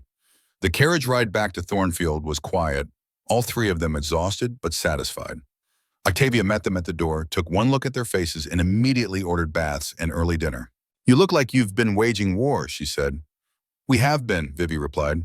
Just a quieter kind. That night, Vivi returned to the library with her father's pocket watch and a new journal Sebastian had given her. For planning, he'd said, and for recording your thoughts. Leadership requires reflection. She opened to the first page and wrote, Day 1 of freedom. What I learned. That fear and excitement can exist simultaneously. That choosing is harder than being chosen for. That family is who you choose, not who chooses you. That partnership requires vulnerability. That I am capable of more than I knew. Tomorrow, begin rebuilding, not restoration, creation. She closed the journal and opened her father's watch, reading the inscription one more time. Time reveals all truth, my darling girl. Today, it revealed that I'm stronger than I thought, Papa, she whispered. Tomorrow, who knows what else it might show me. Outside, night wrapped around Thornfield Estate, and Vivi sat surrounded by books and possibility, beginning to understand that freedom wasn't a destination. It was a practice, daily, difficult, and absolutely worth it. 6 months had passed since the garden party that changed everything. 6 months of mornings that began with estate ledgers instead of Cordelia's scrutiny. 6 months of tenant meetings where Vivi's opinions were heard, not dismissed. 6 months of slowly, painstakingly rebuilding not just Ashford Manor, but herself. October had arrived with its riot of color, maples turning scarlet and gold, the air crisp with the promise of winter. Vivi stood at the window of what had been her father's study and was now hers, watching the tenant farmers bring in the last of the harvest. Thomas Webb was down there, his weathered face creased in what might actually be a smile as he directed the younger men. 6 months ago, he'd doubted whether a woman could manage estate operations. Now he deferred to her judgment on crop rotation and drainage systems, had even started bringing his granddaughter Sarah to the workers' meetings. Miss Ashford knows her business, he'd told the other farmers. Knows it better than most men I've worked for, and that's the truth. The validation had felt like vindication. Behind her, account books lay open on the desk, evidence of 6 months of meticulous work. The north pasture reclaimed through legal action. The tenant agreements restored to her father's fair terms. The household staff expanded to include not just servants, but tutors for the farmers' children. 20 children now attended the school Vivi had established in the old carriage house. 20 young minds learning reading, mathematics, basic science. Sarah Webb among them, her quick intelligence finally given room to flourish. A soft knock at the door pulled Vivi from her reverie. Come in. Lysandra entered carrying a stack of correspondence. In 6 months, Vivi's stepsister had transformed almost beyond recognition. The frightened, invisible girl had given way to a young woman with purpose, still quiet but no longer from fear, from choice. She'd discovered an unexpected talent for education, had taken over much of the school's administration, proved to have a gift for making even the most reluctant child want to learn. "The mail," Lysander said, setting the stack on the desk, "and Mrs. Fletcher wanted to confirm dinner arrangements for tonight. Lady Octavia is expecting guests?" "Just one. Sebastian is coming from Thornfield to review the year-end financial reports." Something flickered across Lysander's face. Amusement, perhaps, or knowing. "The Duke has been visiting quite frequently these past months." "We're business partners," Vivi said, hearing the defensive note in her own voice. "The trust structure requires regular consultation." "Of course." Lysander's tone was perfectly neutral, which somehow made it worse. "I'm sure the fact that you spend hours debating political philosophy and railroad regulation is purely professional." "It is professional. We're colleagues who happen to write each other 3 times a week when he's not here in person." Vivi felt heat rise in her cheeks. "We have much to discuss. Agricultural reform, legal precedents, the symposium in New York, which you attended together last month," Lysander observed, "and from which you returned with 6 new books on labor theory and a very becoming new wardrobe." "The wardrobe was practical. I needed proper attire for academic settings." "The deep blue silk was for academic settings?" "Lysandra, I'm not criticizing Vivi, truly." Lysandra's expression softened. "I'm just observing that perhaps your relationship with the Duke has evolved beyond purely professional courtesy." Before Vivi could formulate a response, voices echoed from downstairs. Mrs. Fletcher's warm greeting, a deeper male voice in response. Sebastian had arrived early. "I'll leave you to your business consultation," Lysander said, her eyes dancing. "Do let me know if you need a chaperone. Lady Octavia is in the garden, but I'm sure she could be summoned." "That won't be necessary," Vivi said with as much dignity as she could muster. Lysandra left, barely suppressing a smile. Vivi moved to the mirror, checking her appearance with more attention than a business meeting strictly required. The lavender day dress, she'd reclaimed the color entirely, wore it almost defiantly now. Hair pulled back but softly, not severely. No jewelry except her father's pocket watch on its chain. Professional, appropriate, entirely proper for a meeting between estate partners. So why did her pulse quicken at the sound of footsteps on the stairs? Sebastian appeared in the doorway and Vivi's breath caught despite herself. 6 months of regular visits, 3 times a week at minimum, and she still wasn't accustomed to the way his presence changed the atmosphere of a room. He'd shed some of this careful distance that had characterized their early interactions, grown more relaxed in her company, but there remained something almost formal in how he held himself, as though maintaining deliberate boundaries. Today he wore working attire, simple wool suit, no ostentation, and carried a leather portfolio thick with documents. "Vivi," he said, and the use of her familiar name, which had become natural over months, still sent a small thrill through her. "I hope I'm not early. The roads were clearer than expected." "Not at all. I was just reviewing the harvest figures. Thomas Webb estimates we're up 15% over last year. The new drainage system and the crop rotation schedule you suggested. The soil quality has improved significantly."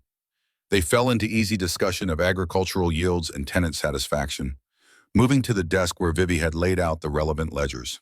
Their shoulders nearly touched as they bent over the figures, close enough that Vivi could smell the faint scent of soap and autumn air that clung to Sebastian's clothes. "The numbers are exceptional," Sebastian said after several minutes of review. "You've accomplished in 6 months what most estate managers couldn't manage in years." "We've accomplished it," Vivi corrected. "Your legal expertise, your contacts in the railroad industry, your willingness to innovate, none of this would have been possible without that support." "Partnership," Sebastian said quietly. "Partnership," Vivi agreed. They continued working through lunch, Mrs. Fletcher bringing sandwiches and tea without comment, though Vivi caught the housekeeper's approving glance. It was mid-afternoon when they finally set aside the ledgers, both satisfied with the quarterly projections.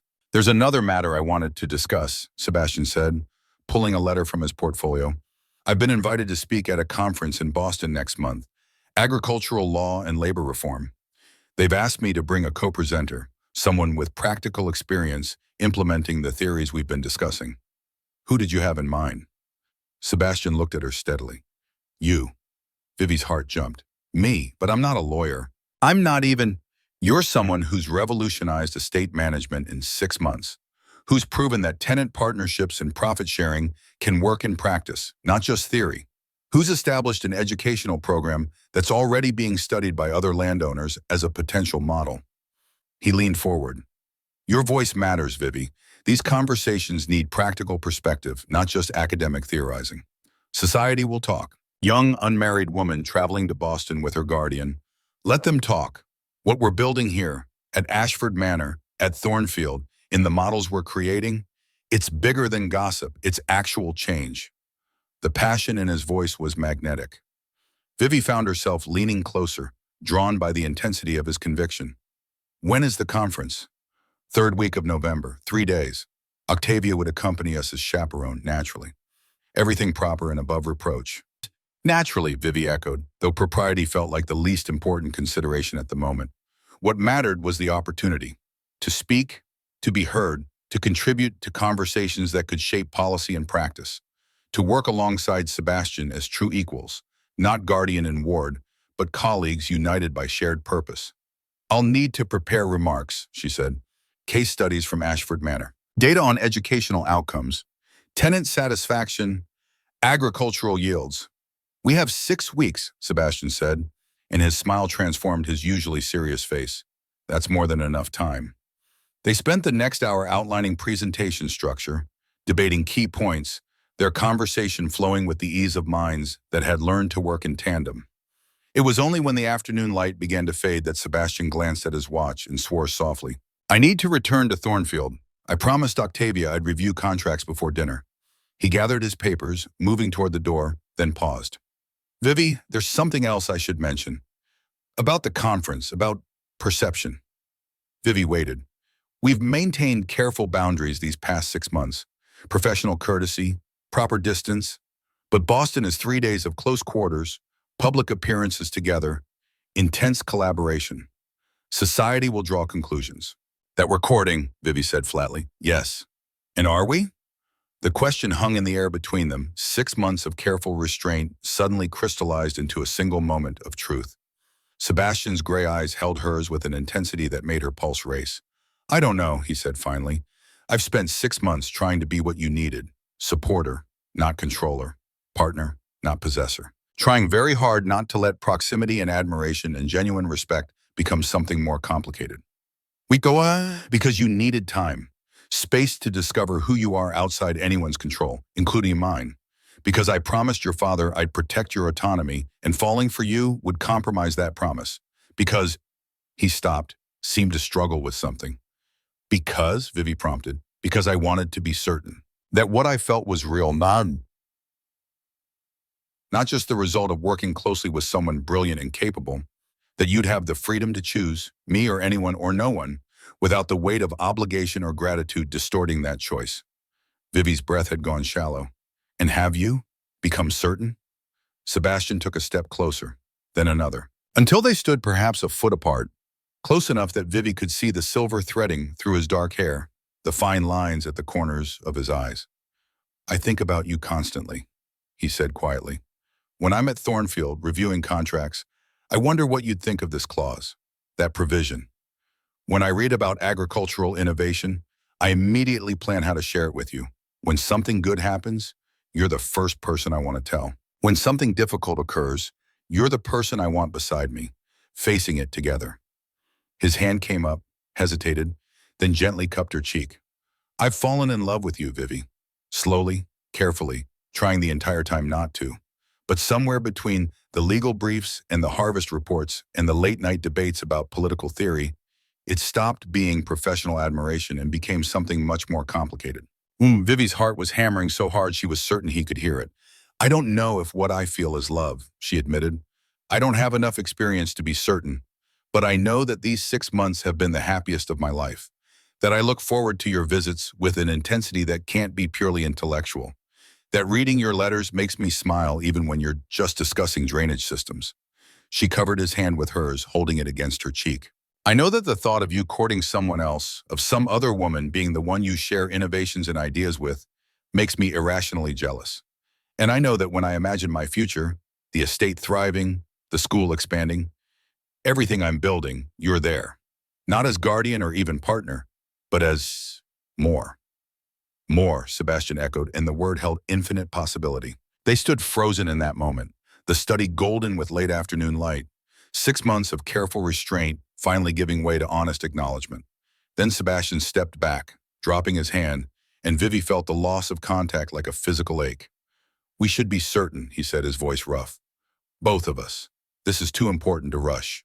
Too important to risk mistaking proximity for genuine compatibility." "What are you suggesting?" "The conference. 3 days in Boston, working intensely together. If what we feel survives that scrutiny, if we still want this when we're not in the familiar safety of Ashford Manor or Thornfield, then we'll know it's real. And if it doesn't survive, then we'll have learned something valuable, and we'll still have the partnership, the work, the friendship." It was logical, sensible, exactly the kind of measured approach Vivi should appreciate. So why did it feel like cowardice? 3 days, she said. "And then we decide." "And then we decide," Sebastian agreed. He left shortly after, and Vivi stood at the window watching his carriage disappear down the drive, her hand pressed against the cheek he'd touched. 3 days to determine the shape of her future. It should have felt like freedom of choice. Instead, it felt like the most terrifying test she'd ever faced. The journey to Boston took most of a day. Vivi, Sebastian, and Octavia in a private railroad car that Sebastian had arranged. Octavia settled immediately into a book, making it clear she had no intention of playing chaperone unless actually required. "You're both adults," she said. "I trust you to behave with appropriate discretion," which is not the same as appropriate distance. Left alone in the comfortable car, Vivi and Sebastian tried to focus on conference preparation, but the rehearsed presentations kept dissolving into other conversations. "Tell me about your mother," Vivi said at one point, watching the autumn landscape blur past the windows. "You've mentioned her library, her beliefs, but never what she was like as a person." Sebastian was quiet for a long moment. Then, "She was brilliant, frustrated by the limitations society placed on her intellect. She married my father because he promised her freedom to pursue scholarship, and he kept that promise. Let her build that library, attend lectures at Harvard even though women weren't officially admitted, correspond with the philosophers across Europe. She sounds remarkable." She was, but she was also lonely, I think. My father loved her, but he didn't truly understand her, couldn't engage with her ideas at the level she needed. So she had her books, her correspondence, but not real partnership. He turned to look at Vivi directly. "When she died, I found her journals. Pages and pages about the isolation of being the only woman in rooms full of men who dismissed her contributions. About the frustration of having ideas but no platform to share them. About the ache of intellectual loneliness." "Is that what you're afraid of?" Vivi asked quietly. "That we might share intellectual connection but lack emotional intimacy? Or vice versa?" "I'm afraid of many things. That I might become another man controlling your life, however well-intentioned. That you might choose me out of gratitude rather than genuine affection. That we might mistake admiration for love and build a marriage as lonely as my parents. Those are reasonable fears. Are they? Or am I just a coward using caution as an excuse to avoid risk?" Vivi considered this. "I think you're someone who's seen what happens when people rush into commitments without understanding what they truly need from each other. That's not cowardice, it's wisdom. And what do you need, Vivi? If you could build the ideal partnership, what would it look like?" The question deserved honest answer. "Someone who sees my mind as valuable as my other attributes. Someone who challenges me intellectually but doesn't need to win every argument. Someone who can be vulnerable without diminishing themselves, and who allows me the same." She paused. "Someone I can work beside, not in service to or in shadow of, but as equals pursuing shared goals." "That's what I want too," Sebastian said. "Partnership in the truest sense, not ownership disguised as protection." "Then maybe we're not as uncertain as we think." Their eyes held across the railroad car's interior. Octavia turned a page of her book without looking up, but Vivi could have sworn she saw the older woman smile. Boston welcomed them with November cold and the bustle of a city in full commercial vigor. The conference hotel was elegant, all mahogany and brass, thick carpets that muffled footsteps. Vivi's room adjoined Octavia's, with Sebastian's suite down the hall. Proper, appropriate, frustratingly distant. The first day was devoted to introductions and preliminary sessions. Vivi found herself in a ballroom with perhaps 200 attendees, lawyers, landowners, agricultural theorists, and a handful of other women brave or wealthy enough to claim space in these conversations. She was the youngest person in the room by at least a decade. Sebastian's presentation came first, a legal analysis of property rights and labor reform. He spoke with quiet authority, fielding questions with the ease of someone completely comfortable in his expertise. Watching him command the room, Vivi felt something shift in her chest. Pride, certainly, admiration, but also something warmer, more personal. This was the man who'd spent 6 months helping her rebuild her life, who'd maintained careful boundaries even when it must have been difficult, who valued her mind enough to bring her here as colleague rather than ornament. How could she not love him? The realization settled over her with calm certainty. Not gratitude, not proximity, not admiration, though that was part of it. Love, clear and simple and terrifying. Her turn came that afternoon. Case study presentation on Ashford Manor's innovations. She took the podium with shaking hands, looked out at 200 skeptical faces, and thought of her father. An estate is people, not property. Never forget that. She began. 40 minutes later, she concluded to scattered applause in a room full of faces that had transformed from skeptical to thoughtful.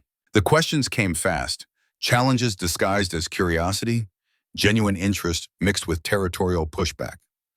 Aren't you concerned that educating tenant farmers will make them dissatisfied with agricultural work? One older man asked. I'm concerned that not educating them keeps them trapped in cycles of poverty, Vivi replied.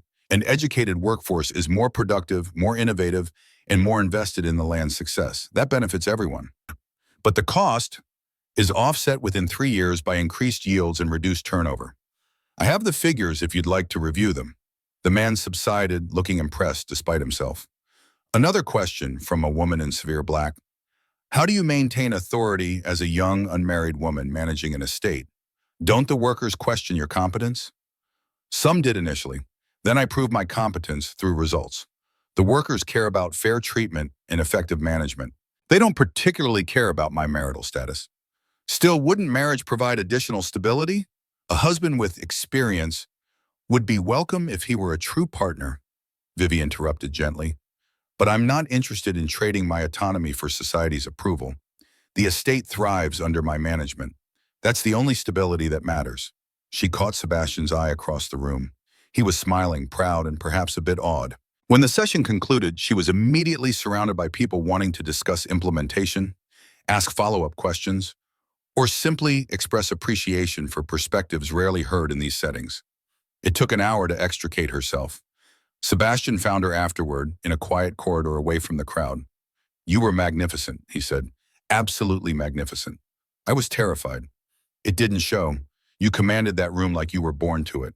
I kept thinking about what Octavia said, about speaking with authority, about refusing to apologize for expertise. You didn't apologize once. You owned every word. He hesitated then. This is who you are, Vivi, not Cordelia's prisoner, not someone who needs protecting or managing. This brilliant, capable woman who changes rooms just by entering them. I learned from good teachers. You had the capacity all along. We just cleared the obstacles. They stood close in the quiet corridor, the sounds of the conference muffled by distance and closed doors. Dinner tonight, Sebastian asked. The three of us, to celebrate successful presentations. That sounds perfect. But when Octavia pleaded exhaustion and retired early, leaving Vivi and Sebastian alone in the hotel's elegant dining room, perfect became complicated. They tried to keep conversation professional, discussed morning sessions, planned next day's schedule, reviewed notes. But somewhere between the main course and dessert, the pretense became impossible to maintain. I've been thinking, Sebastian said, setting down his fork, about what you said on the train, about what you need from partnership. And I realized that I've been so focused on not controlling you that I may have swung too far in the other direction. Been so careful to maintain distance that I've created a different kind of barrier. What do you mean? I mean that true partnership requires vulnerability. And I've been vulnerable about my fears, my concerns, my promise to your father. But not about this. He reached across the table, taking her hand. About how much I want you, not as ward or colleague or even friend, though you're all of those things, but as partner in every sense. Intellectual, emotional, physical. Vivi's pulse was racing. Sebastian, let me finish. I've fallen in love with your mind. That was first. The way you think, the way you solve problems, the way you refuse to accept limitations just because they're traditional.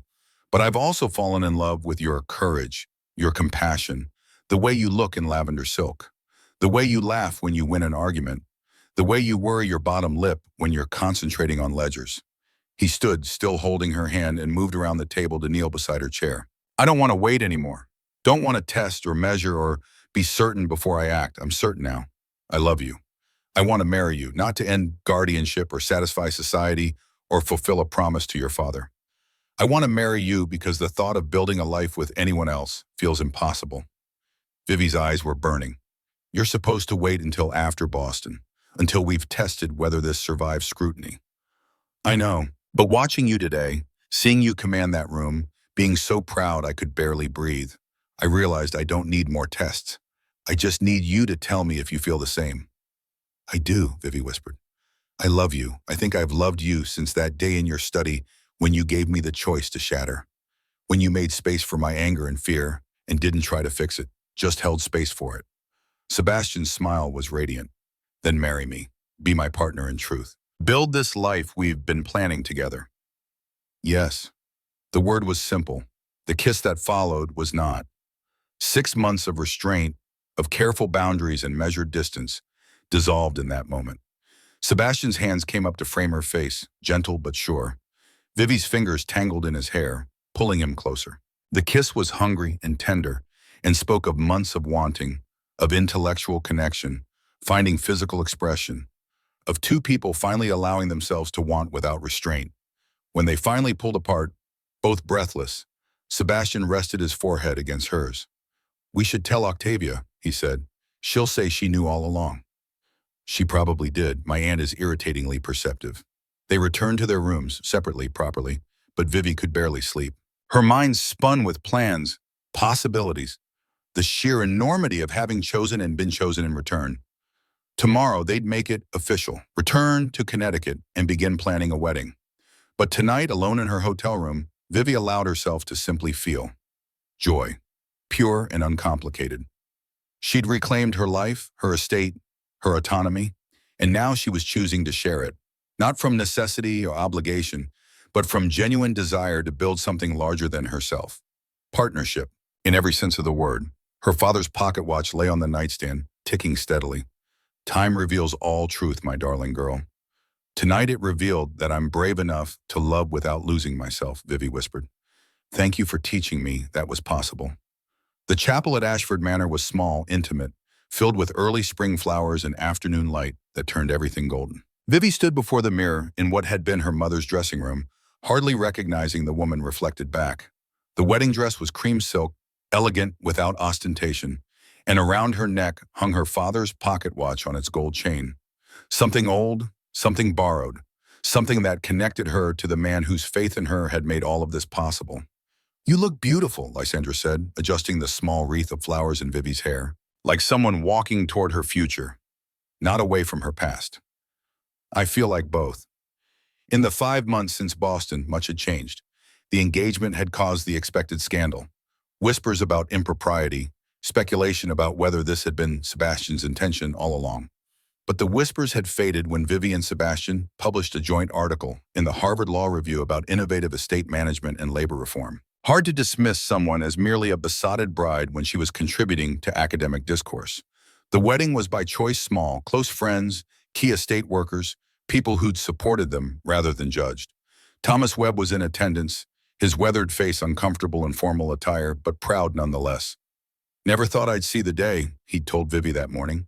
Woman managing an estate, marrying a duke who respects her mind. Times are changing, Miss Ashford, and you're proof they can change for the better.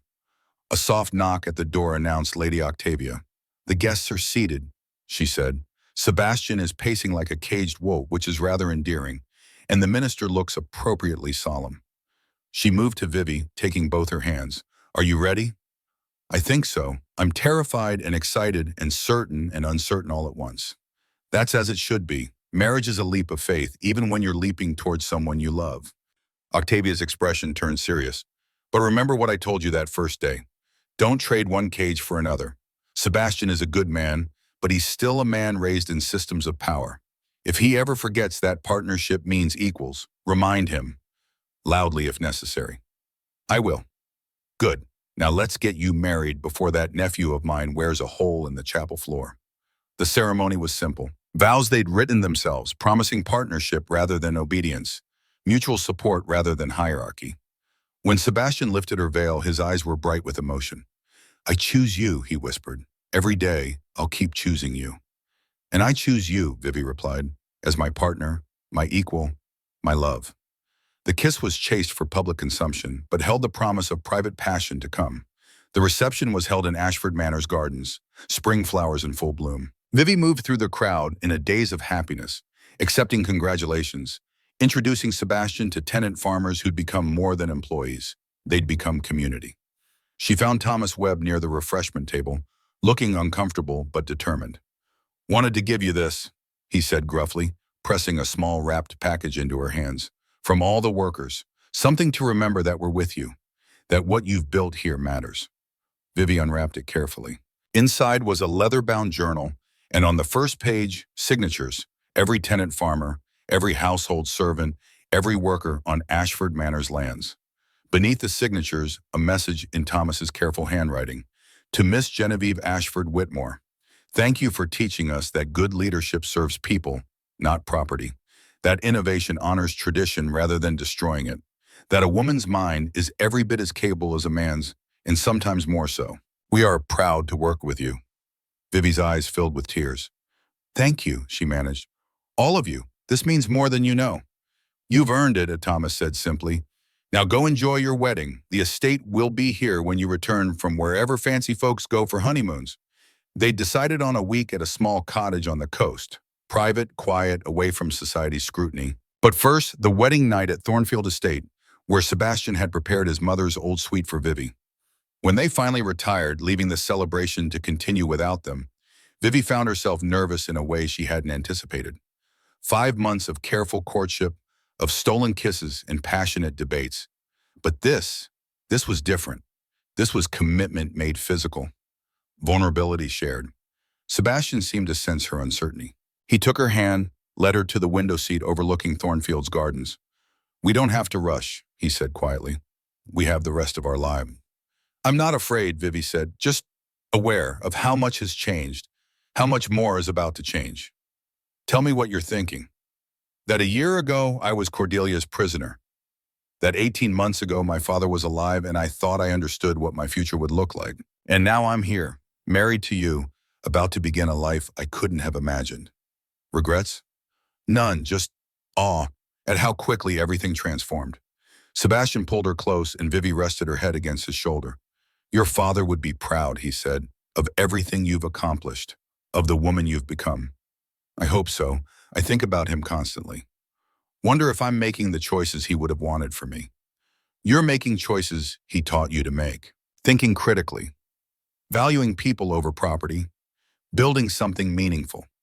Sebastian pressed a kiss to her temple. That's exactly what he wanted. They stayed at the window as darkness fell, talking quietly about plans and dreams and the future they'd build together.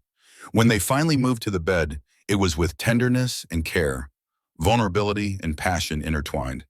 Later, wrapped in each other's arms, Vivi traced the watch chain around her neck. "Time reveals all truth," she murmured. "And what has it revealed?" Sebastian asked. "That freedom isn't the absence of connection. It's the ability to choose your connections from strength rather than need. That love and autonomy aren't opposites. They're complements." "That sounds like the beginning of another article." Vivi laughed, the sound muffled against his chest. "Everything sounds like an article to you. Everything sounds like a life worth living to me, as long as you're in it." They fell asleep, tangled together. The pocket watch ticking steadily on the nightstand, marking time that revealed truth with every passing second. The combined estate meeting brought together over 200 people, tenant farmers from both Ashford Manor and Thornfield Estate, household staff, the teachers from the now expanded school that serves 70 children across 3 locations. Vivi stood at the head of the large gathering hall, visibly pregnant with their 3rd child, and reviewed the 6-year strategic plan. At her side stood Sebastian, occasionally interjecting supporting points, but mostly allowing her to lead. Near the back, Thomas Webb sat with his granddaughter Sarah, now 15 and preparing to attend a women's college in Boston on a scholarship Vivi had established. "The cooperative model has exceeded all projections," Vivi was saying. "Profit sharing increased yields by 32% over 6 years. The education program has graduated its first class, 12 young people now employed in skilled positions rather than manual labor. And the legal clinic we established has helped 17 families defend their property rights. She paused, looking out at the gathered community. This isn't my achievement, it's ours. Every person in this room contributed to building something unprecedented. Estates managed not through hierarchy, but through partnership, through recognizing that prosperity isn't zero-sum, that when we invest in people's potential, everyone benefits. The applause was genuine, enthusiastic. After the meeting, Vivi found Sebastian in their private office, playing with their children. Charles Lawrence Whitmore, 4 years old, had his father's dark hair and his mother's green eyes. He was currently helping Sebastian review contracts by drawing on spare paper with colored pencils. Eleanor Catherine, too, named for Sebastian's mother and Vivi's, was determinedly stacking blocks while announcing each addition with great seriousness. "How did I do?" Vivi asked, settling into her chair with some difficulty. 7 months pregnant made everything more complicated. "You were brilliant, as always." Sebastian looked up from the contract he'd been pretending to read. Thomas Webb actually smiled. "I think that's a sign we've achieved the impossible." He softened considerably, especially since Sarah started excelling at mathematics. A commotion at the door announced Lysandra's arrival, carrying a correspondence. "Letters from the symposium organizers," she said. "They're requesting you both as keynote speakers again next year. Also, there's one from Harvard. They want to offer you an honorary fellowship, Vivi. First woman to receive one." Vivi took the letters, scanning them with growing excitement.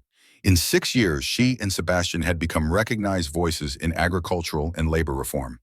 Their joint publications appeared regularly in academic journals. Their estate models were being studied, debated, sometimes implemented across New England. "Will you accept?" Sebastian asked. "I don't know. An honorary fellowship is significant, but it's also a statement that women's contributions to these fields deserve formal recognition. Then you should accept. Make that statement." That evening, after the children were asleep and the household quiet, Vivi and Sebastian sat in the library that now spanned both their favorite books. His mother's collection merged with her father's, creating something larger than either had been separately. Vivi opened her father's pocket watch, reading the inscription as she had countless times over the years. "Time reveals all truth, my darling girl. It revealed that I could build a life I chose," she said, "that I could love without losing myself. That partnership, real partnership, makes us stronger than we'd be alone." Sebastian took her hand, intertwining their fingers. "What else has it revealed?" "That the work is never finished, that every generation has to fight for progress, has to prove again and again that different models are possible. That change is slow and hard and absolutely worth it." She rested her hand on her swollen belly, feeling the baby move. "And that legacy isn't what we leave behind. It's what we build together and pass forward." The baby kicked strongly as if in agreement. Outside Ashford Manor and Thornfield Estate stretched into the spring darkness, the land thriving under management that valued people over profit, partnership over hierarchy. In Hartford and Boston and beyond, other estates were beginning to implement similar models, influenced by the publications and presentations that Vivi and Sebastian continued to produce. The school they had established would expand again next year, reaching more children, opening more futures.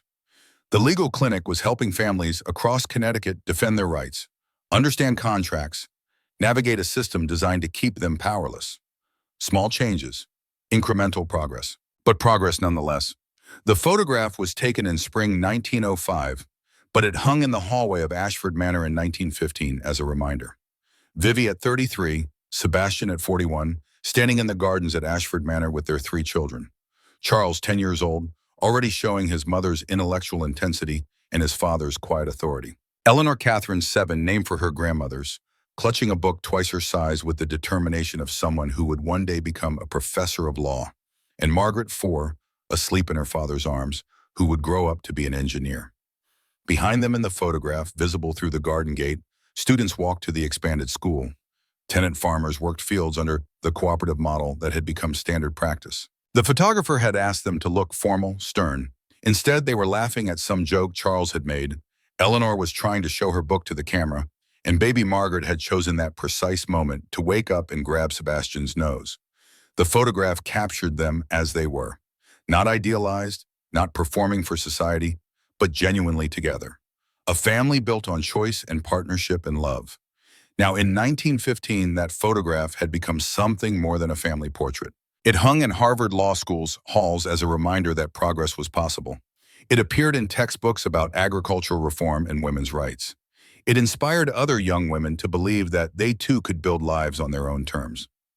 But more importantly, it hung in the hallways of Ashford Manor as something Charles, Eleanor, and Margaret passed every day, a reminder of what their parents had built and what they were expected to continue. "Tell us the story again, Mother," Eleanor would say, 17 now and preparing for university, about grandmother Cordelia and the garden party. And Vivi would tell it, not as a tale of rescue, but as a story about choice. "Your grandfather Lawrence taught me that an estate is people, not property," she would say.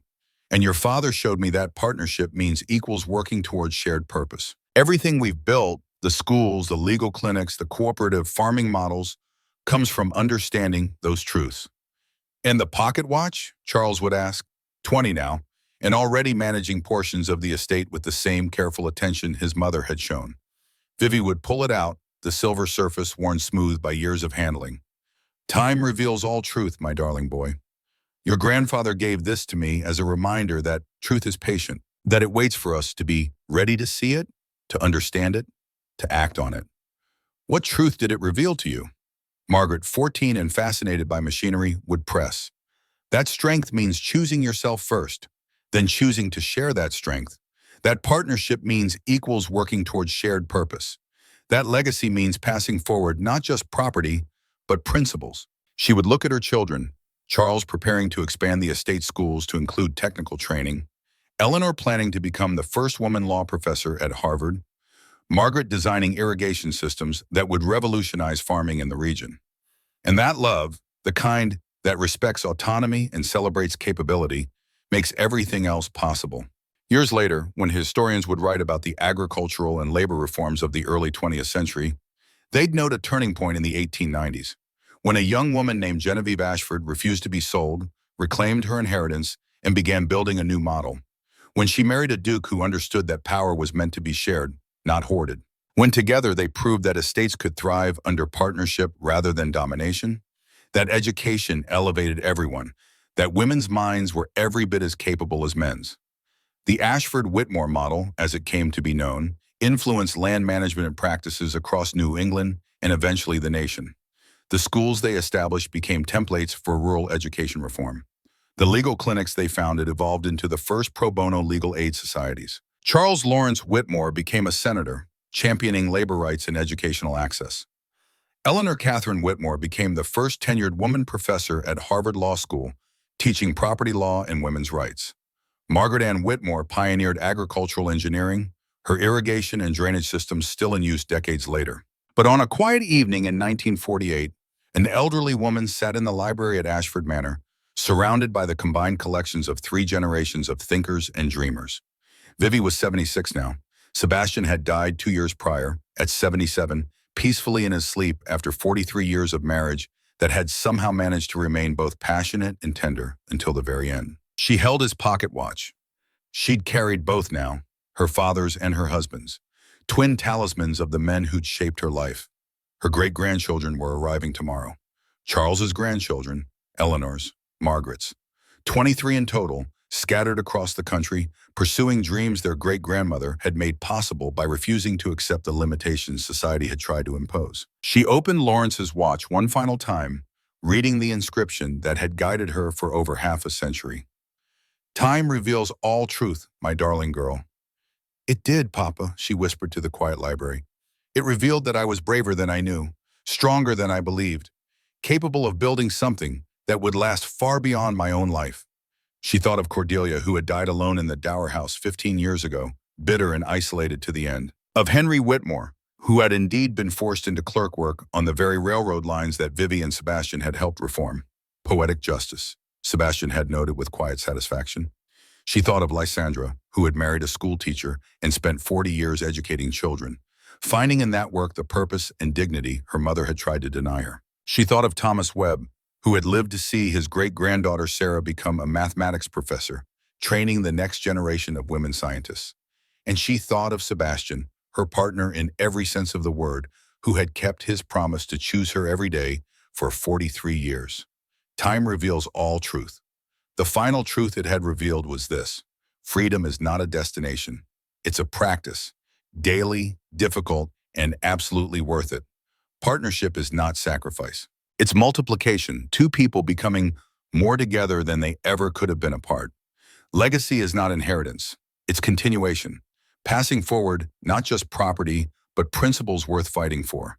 And love, real love, the kind built on respect and equality and shared purpose, makes all of it possible.